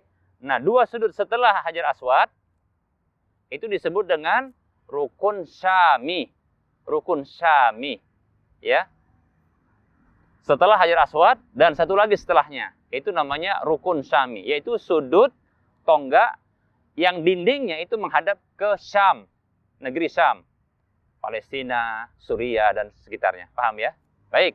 Nah, start awal adalah ketika kita di mana? Di sudut yang ada Hajar Aswad. Dan perlu diketahui jangan berhenti ya. Begitu kita masuk, ini karena penjelasan kita berhenti. Tapi ingat, aslinya berhenti. Karena ini akan mengganggu orang yang sedang bergerak. Kita bergerak saja pelan-pelan. Begitu masuk, bergerak pelan-pelan gitu ya. Ini karena kita sedang jelaskan, makanya pakai berhenti ya. Baik, kita gerak, ayo. Nah, di sini ya, kita bergerak pelan. Dan saya tidak sarankan untuk berhenti. Karena memang mengganggu. Yang tadi berputar itu terganggu dia karena kita ada yang berhenti. Jangankan sebanyak ini kita, 1-2 orang berhenti itu terganggu. Yang penting kita bergerak pelan, ambil posisi sejajar dengan sudut yang ada Hajar Aswadnya dengan tanda hijau. Katakanlah ini dia, ya. Nah, ini start awal untuk tawaf. Perlu diketahui bahwasanya, ya, tawaf itu 7 putaran. Dari start awal kembali kepada start awal ini. Terhitung 1. Ya. 1, 2, 3. Sampai 7 putaran. Hanya saja, bagi laki-laki ada kekhususan. Disebut dengan romal. Ada sunnah, hukumnya sunnah, nggak wajib. Tapi dia, ini bagi laki-laki. Romal, yaitu lari-lari kecil. Yaitu memendekkan langkah, mempercepat langkah dengan memendekkan, ya, kemudian ya mengguncangkan bahu seperti ini ya. Nah, begitu. Ini romal namanya dan itu bagi laki-laki khusus di 4 putaran pertama. 1 lari-lari kecil, 2 lari-lari kecil. Adapun perempuan tidak ada, dia berjalan saja. Paham ya? Baik. Kita gerak, yuk. Katakanlah, ini jangan sampai kita berhenti ya. Gerak dia pelan saja, pelan.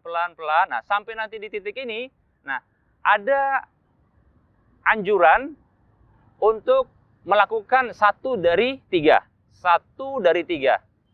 Yang pertama adalah menyentuh dan mencium Hajar Aswad. Ini kalau mampu. Tapi bagi saya mustahil. Karena apalagi di Ramadan ya. Tapi ini saya sampaikan karena sunnah ya. Yaitu dengan cara menyentuh lalu mencium. Ya. Seperti itu. Ya, mencium. Mencium, mengecup, boleh demikian. Jangan lama-lama. Ya. Nanti terdorong-dorong, nah ini gencet nanti kan gitu ya. Kemudian, kalau tidak bisa, maka berikutnya menyentuh dengan tangan kanan. Katakanlah karena terdorong gitu bisa, nyentuh, bergerak, terus mencium. Yang menyentuh, dicium. Ya. Kalau tidak bisa menyentuh, maka pilihan ketiga dan inilah yang dia biasanya dilakukan pada umumnya, ya, yaitu dengan memberikan isyarat dengan tangan kanan, ya, ke arah Hajar Aswad sembari mengatakan Bismillah Allahu Akbar, paham ya? Dan ingat, nggak perlu contohnya karena orang lain menyentuh, lantas kita pengen mencium tangannya. Apalagi sampai dia mencium, lalu kita pengen cium dia. Itu kurang kerjaan namanya. Bisa tadi cium ya? Cobalah aku cium. Nah gitu kan. Apalagi sempat cium perempuan. Ini laki-laki. Itu ngeles namanya. Baik. Masuk nggak ini ya? Masuk ya? Baik. Baik ya. Nah ini supaya nggak tegang kali. Ya. Baik ya. Jadi kita mulai start awal. Dan ingat, saya ingatkan lagi. Jangan berhenti. Ya, ini hanya karena penjelasan dan ini hanya miniatur ya. Saya minta berhenti untuk bisa memahami penjelasan saya. Bisa dipahami? Jadi ingat ya, menyentuh dan mencium itu sunat hukumnya. Jangan kita untuk mendapatkan yang sunat melakukan sebuah dosa dengan sikut saudaranya, dorong saudaranya, ya kan gitu ya. Itu salah. Ya. Itu sama seperti orang yang ingin mendapatkan qiyamul lail dengan meninggalkan sholat subuh. Gitu dia. Dosa tentunya. Ya, maka jangan lakukan itu. Demikian. Apalagi contohnya, ketika dia tak mampu, dia bayar orang. Dibayar orang itu di masjid. Bayar orang nggak boleh jual beli di masjid. Kan begitu. Baik, kita lanjutkan. Sudah paham penjelasan saya? Dan pilihan yang terakhir adalah mengucapkan Bismillah, Allahu Akbar. Dan ini tidak perlu mencium. Dan jangan terprovokasi dengan orang-orang yang habis Bismillah, Allahu Akbar. Gitu dia. Ya kan? Apalagi? Itu kurang kerjaan. Karena nggak begitu. Dan itu saya lihat. Sudahlah saya kasih tahu. Ya kan? Jangan. Tapi karena nengok orang. Dari yang Turki, yang dari mana-mana. Habis dia. Bismillah, Allahu Akbar. Jamaah saya pun ikut-ikutan. Saya bilang, tidak usah. Ya, karena sunnahnya mencium itu ketika menyentuh, paham ya? Tangannya yang dicium, tapi orang lain nggak harus dicium ya. Baik, jangan berhenti ya, kita lanjut. Bismillah, Allahu Akbar semuanya. Tapi ingat, jangan ketika pas kita Bismillah, Allahu Akbar belum sampai posisi startnya sudah duluan, paham ya? Jadi pastikan kalau contoh nanti ustadz yang membimbing dia duluan karena di depan. Bismillah, Allahu Akbar. Jangan ikut dulu, tapi nunggu di posisi yang seperti ini. Paham ya? Baik. Saya duluan. Bismillah, Allahu Akbar. Lalu saya lari kecil. Demikian. Ayo ikut semua. Nah, ini bagi laki-laki, tidak perlu bagi perempuan. Dan itu tidak sunnah bagi perempuan. Dan tidak perlu keras. Tidak perlu kencang-kencang. Ya. Karena ini disebut rommel, lari-lari kecil. Bukan lari sprint. Ya. Kalau sprint, nubruk-nubruk orang kita. Ya. Baik ya. Kemudian apa yang dibaca ketika mengitari ini, sebenarnya tidak ada yang khusus untuk dibaca ketika melewati sudut-sudut ya. Sudut-sudut ini. Kecuali nanti ketika satu sudut sebelum Hajar Aswad. Itu ada bacaan khusus. Bacaannya adalah doa sapu jagat. Doanya sapu jagat. Tapi ingat yang dibaca Rabbana atina fid dunya hasanah wa fil akhirati hasanah wa qina adzabannar, bukan sapu jagat ya. Paham ya? Doanya adalah Rabbana, tapi belum ya. Ini masih ngitar. Satu lagi saya kasih tahu, ini adalah Hijr Ismail. Dan ini adalah bahagian dari Ka'bah. Ketika tawaf jangan coba-coba lewat sini. Tidak terhitung satu. Sudah keliling lewat sini, tapi memang nggak bisa sih, cuma saya ngasih tahu aja. Ya. Karena biasanya di situ ada penjaga kan gitu kan. Cuma saya ngasih tahu.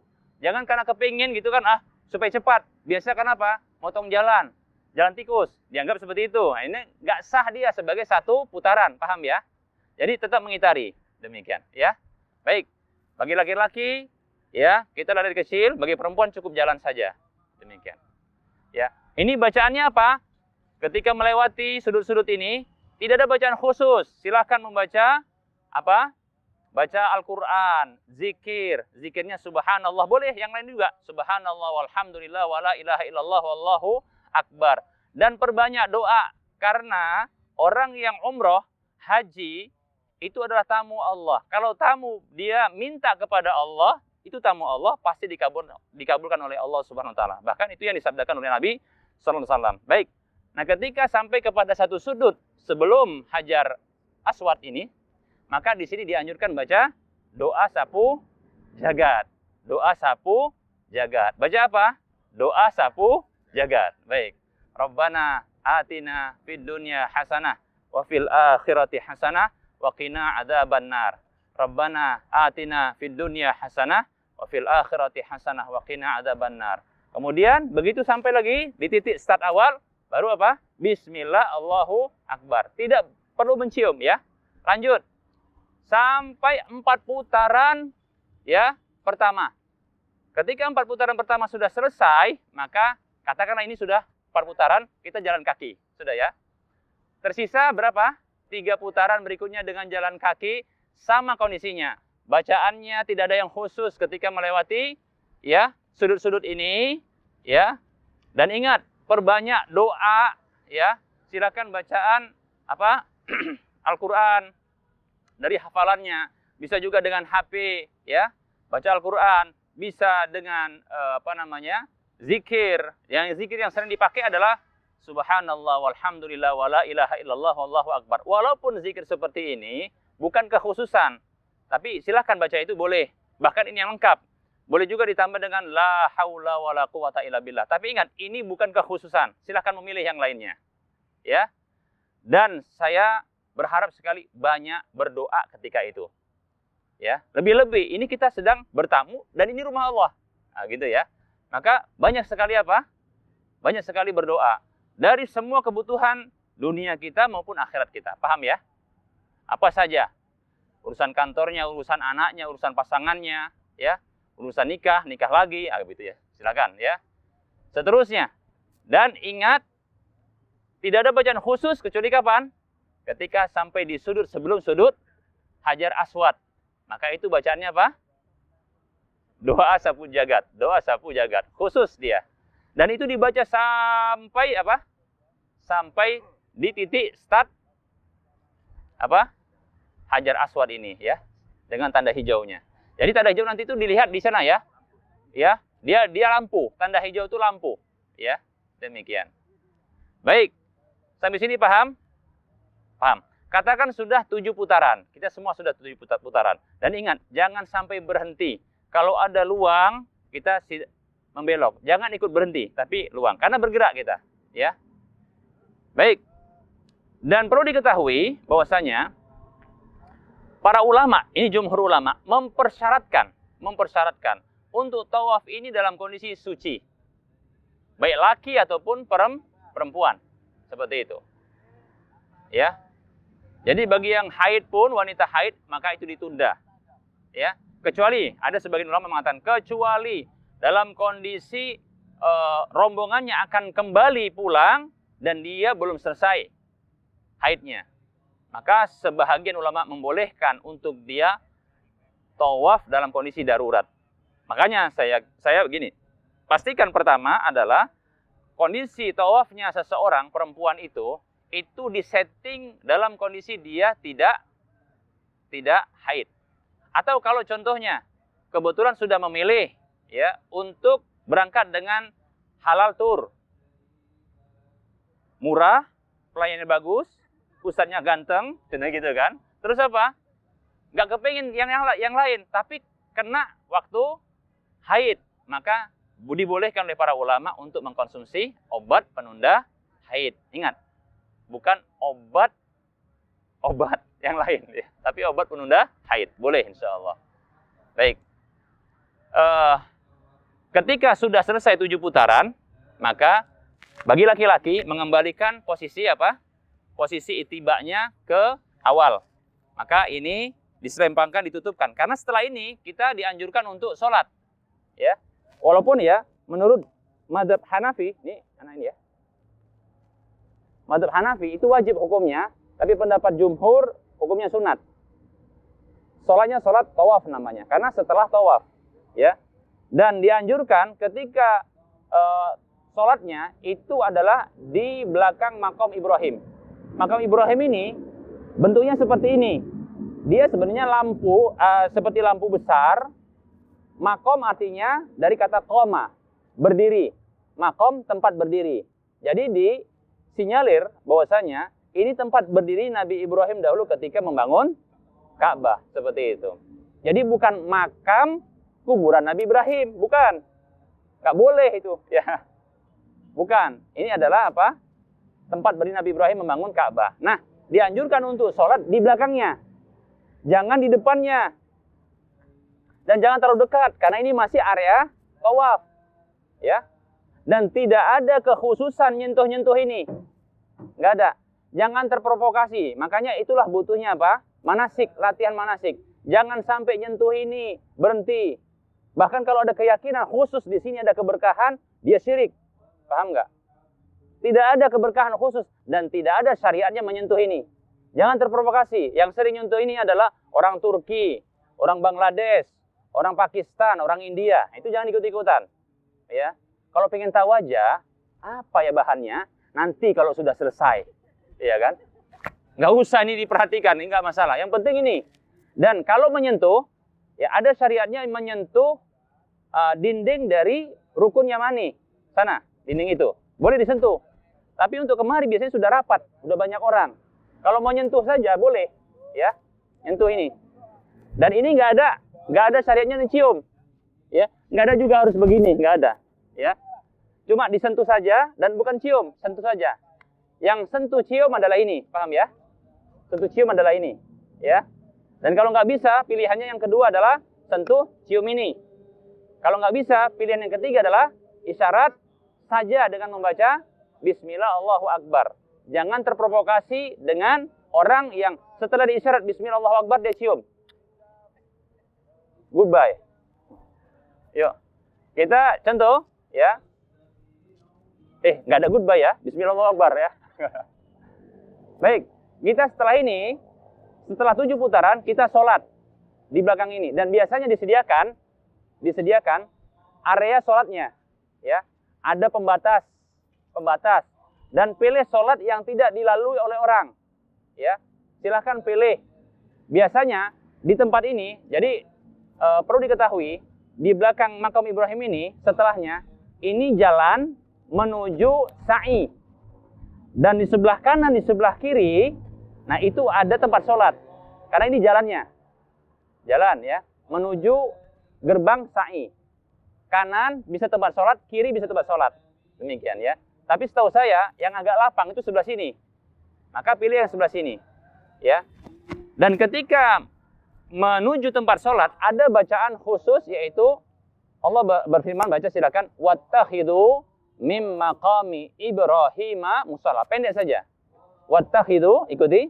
Wattakhidhu mim maqami Ibrahima musalla. Demikian. Ya, baik. Nah, silakan pilih sholat sunat di sini. Dalam mazhab Hanafi dia wajib, tapi kita katakan sholat tawaf saja ya. Nah, silakan pilih sholat di sini menghadap ke Ka'bah. Sudah? Sholat 2 rakaat saja. Dan pastikan bagi laki-laki ini tertutup, ya, dan saling ingatkan, ya, karena nggak boleh bagi laki-laki sholat dalam kondisi dia membuka bahu.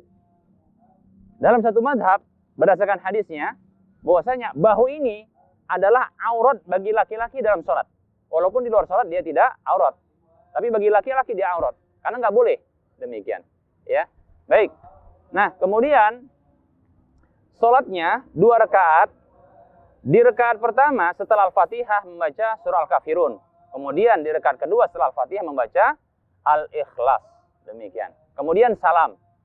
Dan silakan ketika itu setelah salam berdoa dengan doa apa yang diinginkan. Seperti itu. Ya, kalau bisa memang doanya itu nyicil ya.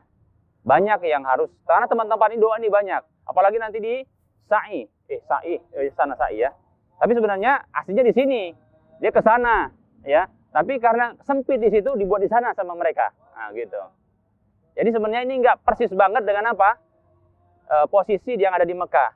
Aslinya ya, ini pun agak jauh sedikit dia kemari nanti. Di sini tempat sholatnya, tempat sa'inya di sana masuknya. Tapi katakanlah ini dia ya. Nah, gitu dia. Dan jangan sholat di sini, ini tempat orang lewat. Ada tempatnya nanti. Ada pagar-pagar yang bisa dibongkar pasang itu. Nah, sholat di sana. Paham ya? Baik.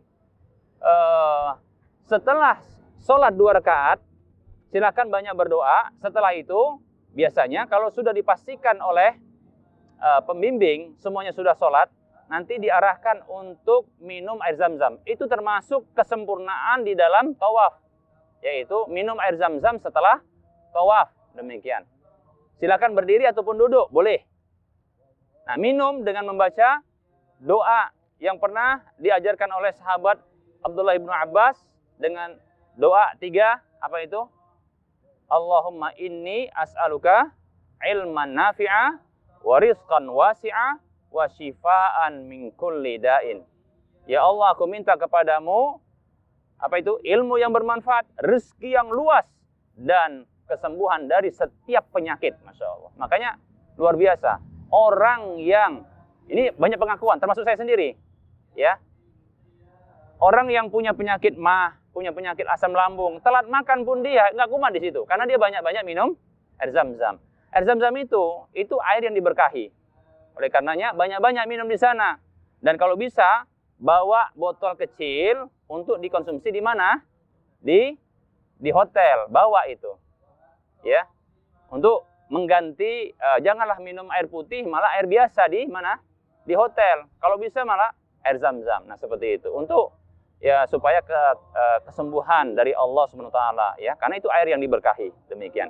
Apa kata Nabi sallallahu alaihi wasallam? Ma'u Zam-Zam lima syuribalahu. Air Zam-Zam itu untuk apa saja dia diminum. Untuk tujuan apa saja? Sampai-sampai Abu Dzar Al-Ghifari radhiyallahu an ketika berkunjung kepada Nabi, ketika ingin mengetahui seseorang yang ngaku Nabi di Mekah, beliau itu ketika itu ada penduduk di mana? Di Madinah, Yasrib. Beliau itu selama sebulan nggak pernah konsumsi makanan karena habis bekalnya. Cari Nabi, karena Nabi mau dibunuh sama orang. Jadi Nabi itu sembunyi-sembunyi, dakwah sembunyi-sembunyi. Dia pun bersembunyi juga untuk mencari Nabi. Habis bekalnya, ketemu Nabi baru sebulan setelahnya. Ditanya sama Nabi, lalu apa yang konsumsi selama itu karena habis bekalnya? Aku minum air Zam-Zam. Ditengok, ya disebutkan dalam hadis itu, perutnya berlipat. Saking dia, kalau namanya berlipat berarti gemuk, kan gitu ya. Bukan malah kurus, kalau kurus malah habis dia kan gitu. Enggak, malah gemuk dia. Minum air Zam-Zam, ya. Nah, seperti itu. Baik para hamba Allah rahimani wa rahimakumullah. Selesai tawaf kita dan setelahnya kita akan melakukan ya manasik berikutnya, tahapan kegiatan ibadah umrah berikutnya. Apa itu? Sa'i. Baik, kita bergerak ya. Aslinya di sini ya, ke sono dia. Tapi nggak apa-apa karena di sana tempat latihannya di sana kita. Baik. Nah, selama bergerak menuju tempat sa'i ini sebenarnya ada yang dibaca. Ya. Tadi minum air Zam-Zam banyak ya di sisi, tapi dulunya ada di sisi-sisi tempat sholat itu, tapi sepertinya karena banyak orang sudah, itu dialihkan dia pas di gerbang masuk dari, yang ini yang terakhir saya lihat ya, itu di gerbang masuk tempat sa'i, di kanan dan di kiri. Di kanan itu, di kiri itu lebih banyak di situ. Juga di kanan ada, demikian. Silakan nanti kalau minum sana, bahkan kalau batal wudunya bisa memperbaiki atau mengulangi berwudu itu di sana. Wudu pakai air Zam-Zam, mantap. Ya, memang nggak ada yang lain karena itu air Zam-Zam di situ yang tersedia, demikian. Dan dibolehkan karena ada tempat pembuang airnya, ya. Nah, seperti itu. Hanya saja kalau bagi perempuan, ya, bagi perempuan hati-hati auratnya tersingkap, demikian. Nah, perlu diketahui bahwasanya untuk sa'i tidak ada satupun para ulama yang ya menjadikan itu syarat dari sa'i, ya. Jadi bukanlah merupakan syarat dari sa'i itu harus dia bersuci, tapi dia keafdolan. Tidak ada satupun para ulama yang berpendapat bahwasanya wudu atau bersuci itu merupakan syarat sa'i, tidak ada. Tapi kalau tawaf ada. Oleh karenanya saya sarankan kalau ada orang yang dia ingin buang angin atau buang air, sebaiknya ditahan sampai dia selesai, paham ya? Sampai dia sholat. Setelah itu silakan dibuang angin. Kalau mau dia wudhu silahkan. Kalau tidak pun nggak masalah. Lanjut, ya. Sa'i dalam kondisi dia tidak berwudhu, tidak masalah, ya. Tidak masalah artinya sah tetap. Cuma memang kurang afdol, paham ya? Oleh karenanya saya sarankan, ya, itu untuk berwudhu di tempat sa'i. Gerbang sa'i itu ada kanan kirinya, tapi di sebelah kanan ya. Untuk wudhunya di sebelah kanan. Demikian. Karena ada tempat pembuangan airnya. Saluran air pembuangan itu bisa di situ wudhunya. Baik. Nah. Para jemaah sekalian rahimani rahimakumullah.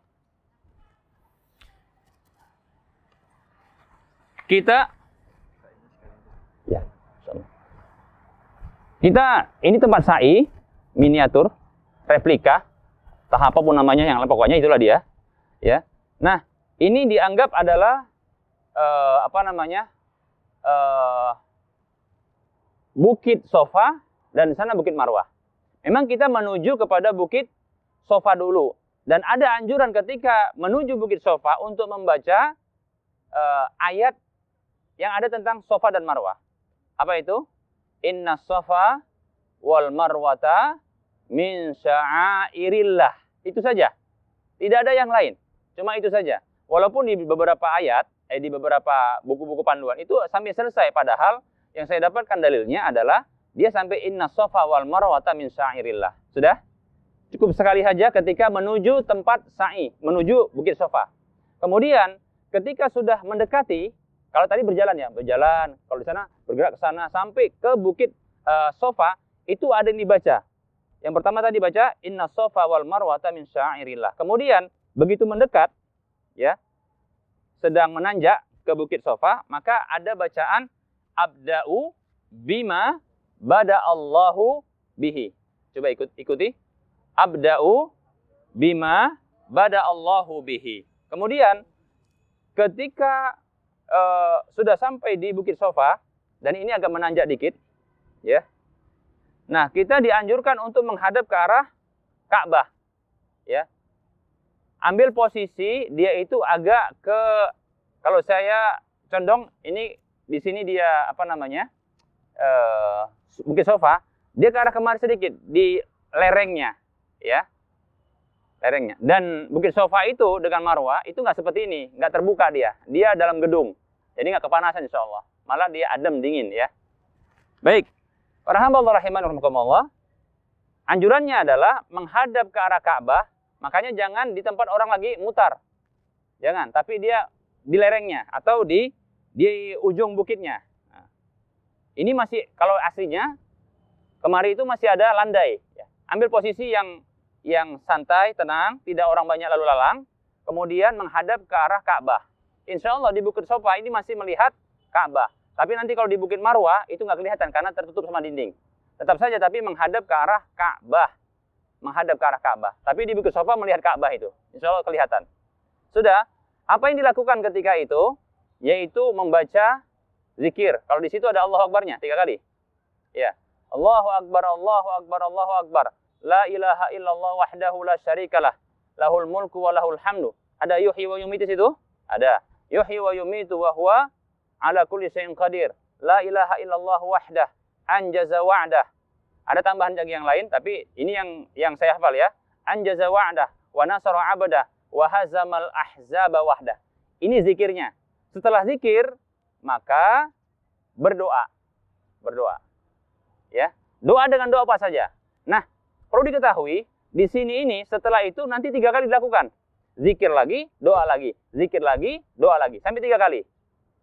Nanti di Bukit Marwah juga sama. Sehingga kalau dia 7 putaran, ya, sa'i itu 7 putaran. Hanya saja putaran-putaran tersebut dia bukan ke titik awal. Tapi dari satu bukit ke bukit yang lain itu disebut satu. Paham ya? Jadi, dari Bukit Safa ke Marwah itu terhitung 1. Dari Marwah balik ke Safa itu 2. Dan seterusnya. Dan nanti berakhir di bukit mana? Marwah. Karena kalau kemari genap, ke sana ganjil. Nanti berakhir di sana. Karena 7. Paham ya? Nah, 7 kali seperti ini dianjurkan untuk berdoa. Dan di satu bukit itu dia berdoa dengan 3 kali.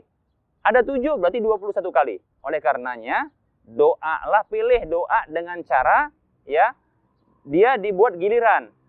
Ya, dipilih satu-satu, dicicil gitu dia. Jangan semua, kecuali kalau contoh dia pingin karena dia sering-sering atau dia punya target yang dia inginkan. Silakan dia mengulangi doa tersebut di setiap kesempatan. Demikian. Tapi kalau banyak contohnya, apalagi banyak yang nitip juga.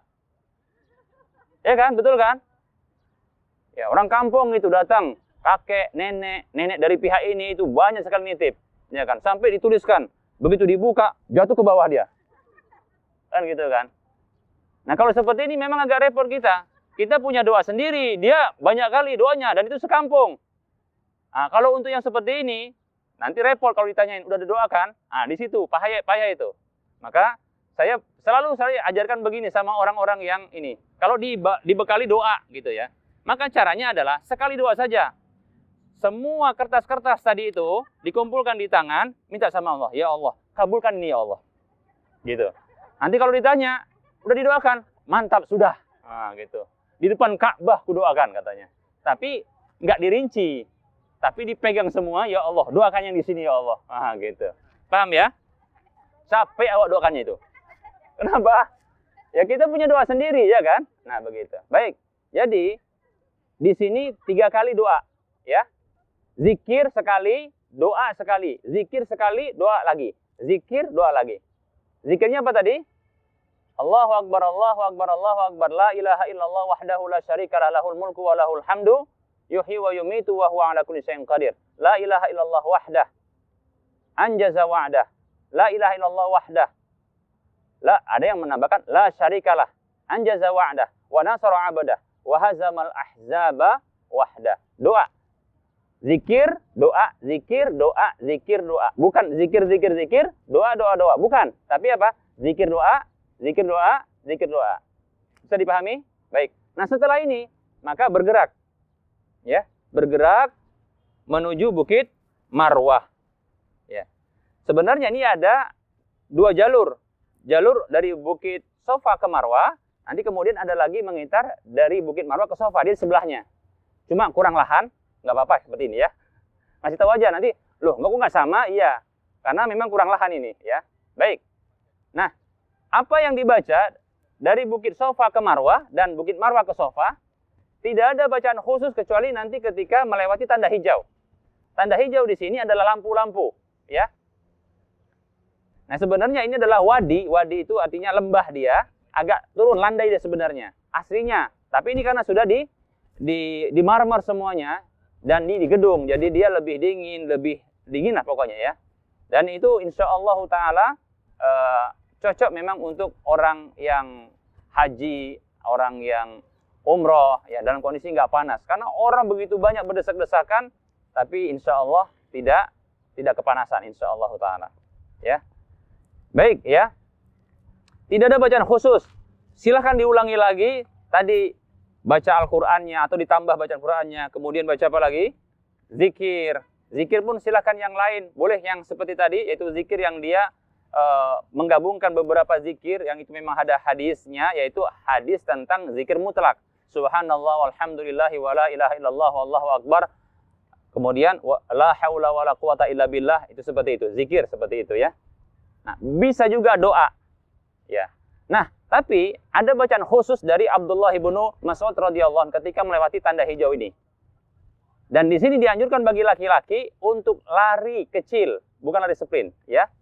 Ya, di sini. Nah, bacanya adalah Rabbighfir warham innaka antal a'azzul akram. Rabbighfir warham, begitu diulangi. Ini bagi laki-laki khusus. Bagi perempuan, maksudnya lari kecilnya. Bacaannya sama, laki perempuan baca ini. Rabbighfir warham innaka antal a'azzul akram. Bagi laki-laki lari ya. Kita coba lari di sini ya. Rabbighfir warham innaka antal a'azzul akram. Rabbighfir warham innaka antal a'azzul akram. Rabbighfir warham innaka antal a'azzul akram. Begitu sudah tanda hijau yang kedua, jalan. Paham ya? Jalan. Bisa dipahami? Ya. Baik. Karena di sana ada orang, ya. Coba perhatikan. Katakan kita itu sudah naik ke bukit apa? Marwah. Sofa, Marwah. Demikian. Baik. Nah, ketika sudah di bukit Marwah, maka apa yang dilakukan di bukit Sofa, dilakukan di bukit Marwah. Hanya saja, tidak perlu membaca mengulangi inna Sofa wal Marwata min syairillah. Tidak juga perlu mengulangi abda'u bima bada Allah bihi. Karena ini ada yang terkecoh. Dianggap itu ketika menuju satu bukit ke bukit yang lain. Padahal itu hanya ketika menuju di awal dari bukit Sofa. Adapun ketika bukit Marwah, menuju bukit Marwah, ini tadi bacaannya, tidak ada yang khusus kecuali di tempat ini. Rabbighfir warham innaka antal a'azzul akram. Paham ya? Adapun selain ini, bukit Sofa ke bukit Marwah, dari Marwah ke Sofa, nah ini tidak ada bacaan khusus. Silahkan zikir, silahkan doa, silahkan baca Quran. Bisa dipahami? Baik. Karena kosong, silakan. Iya. Assalamualaikum warahmatullahi wabarakatuh. Jemaah? Insyaallah. Alhamdulillah. Mana Bang Jeng mana, Ustaz? Istirahat kayaknya di sana. Di gedung ya? Iya, di gedung. Nih, Ustaz.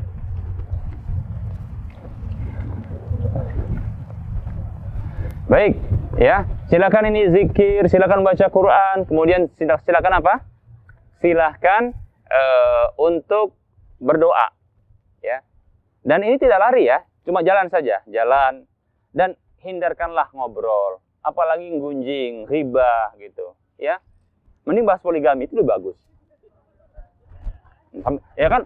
Istighfar juga bagus. Astagfirullah, astagfirullah. Baik ya.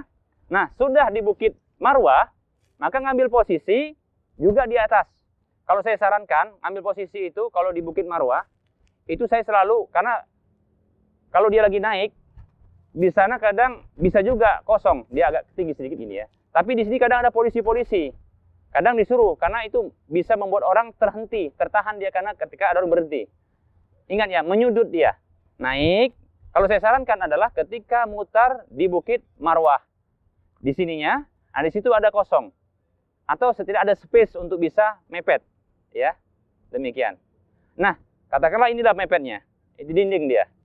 Atau di sana ada dinding, di sini ada bukitnya. Di sini ya, kira-kira kurang lebih. Nah, itu menghadap ke arah Ka'bah. Biasanya kalau ada Ka'bah itu gini dia posisinya. Tapi karena di situ Ka'bahnya jadi gini ya. Nah, yang jelas seperti ini, ada nanti arah marmer itu yang ke arah Ka'bah. Tapi nggak kelihatan Ka'bahnya. Dianjurkan untuk tetap mengarah ke Ka'bah, kemudian terhenti, dan baca seperti apa yang dibaca di Bukit Sofa. Di Bukit Marwah baca seperti itu. Itu baca apa? Allahu Akbar, Allahu Akbar, Allahu Akbar. La ilaha illallah wahdahu la syarikalah lahul mulku wa lahul hamdu yuhyi wa yumitu wa huwa ala kulli syai'in qadir. La ilaha illallah wahdah. Ada tambahan la syarikalah atau cukup wahdah. Anjaza wa'dah wa nasara 'abadah wa hazamal ahzaba wahdah. Doa, zikir lagi, doa, zikir lagi, doa, selesai. 3 kali, masing-masing 3 kali. Sudah? Setelah itu, silahkan bergerak ke Bukit Sofa.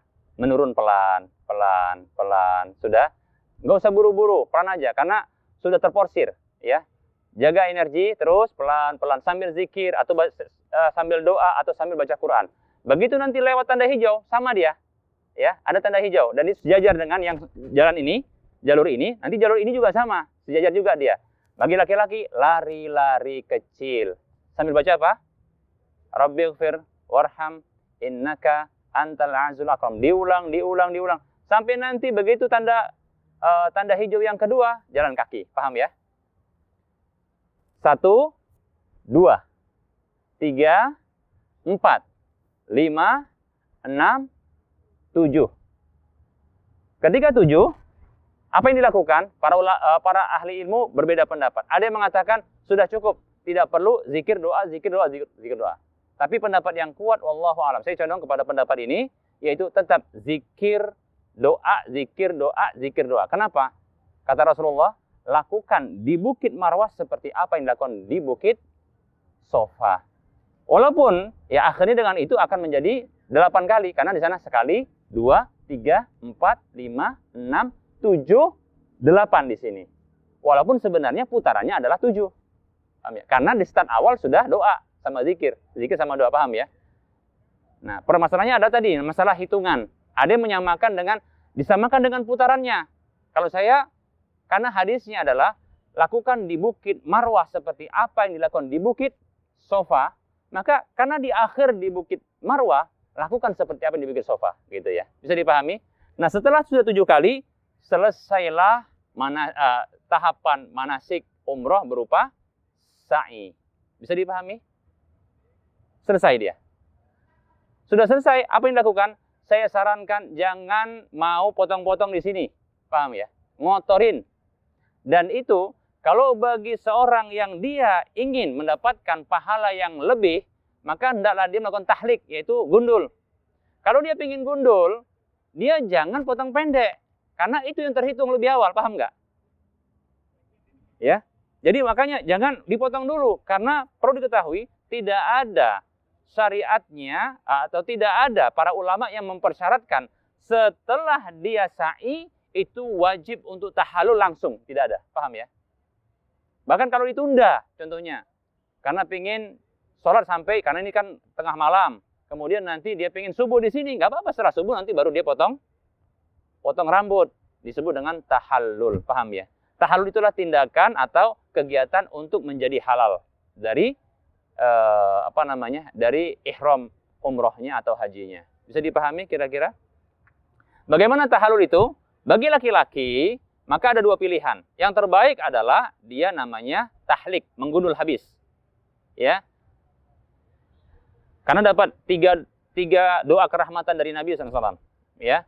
Kemudian pilihan yang kedua, ini di bawahnya, itu adalah memotong pendek saja. Dan memotong pendek itu bukanlah ambil dikit, potong gini.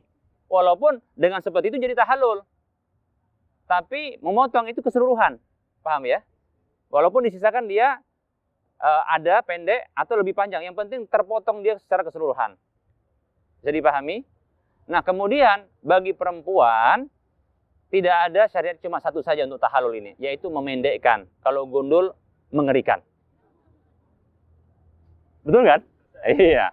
Nggak ada, cuma hanya memendekkan. Bagaimana? Menyatukan seluruh rambutnya, baik itu ke atas, dan pastikan jangan ke atas terus dia.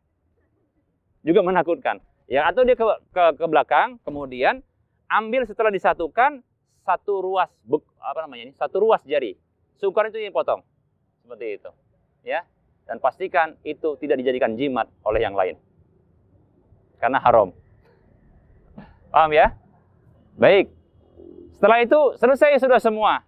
Dan ingat saya katakan, tidak mesti tahallul langsung dilakukan setelah sa'i. Boleh nanti nggak masalah. Bahkan kalau saya biasanya, karena ini selalu malam, itu saya aja ya jamaah untuk apa? Udah jamaah semua, kita nunggu sholat subuh di sini. Tapi masalahnya kan ini Ramadan, ada mau puasa, harus sahur, ya sudah sahur. Tapi kalau contohnya, Ustaz, saya nggak kepingin pulang. Nanti kalau udah pulang, capek kali nggak bisa nanti sholat ke masjid. Nah gitu kan. Saya sudah bawa kurma dengan air zam-zam, sudah cukup, mantap. Bisa. Tapi kalau sanggup, kalau biasanya makan nasi, kata orang Medan, kalau nggak makan nasi, nggak nendang katanya. Padahal nggak pernah ditendang kan gitu ya. Itu makan nasi, ya sudahlah, pulanglah kan gitu. Tapi kalau bisa, balik ke masjid ketika waktu sholat subuh. Paham ya? Demikian, seperti itu. Selesai manasik umroh.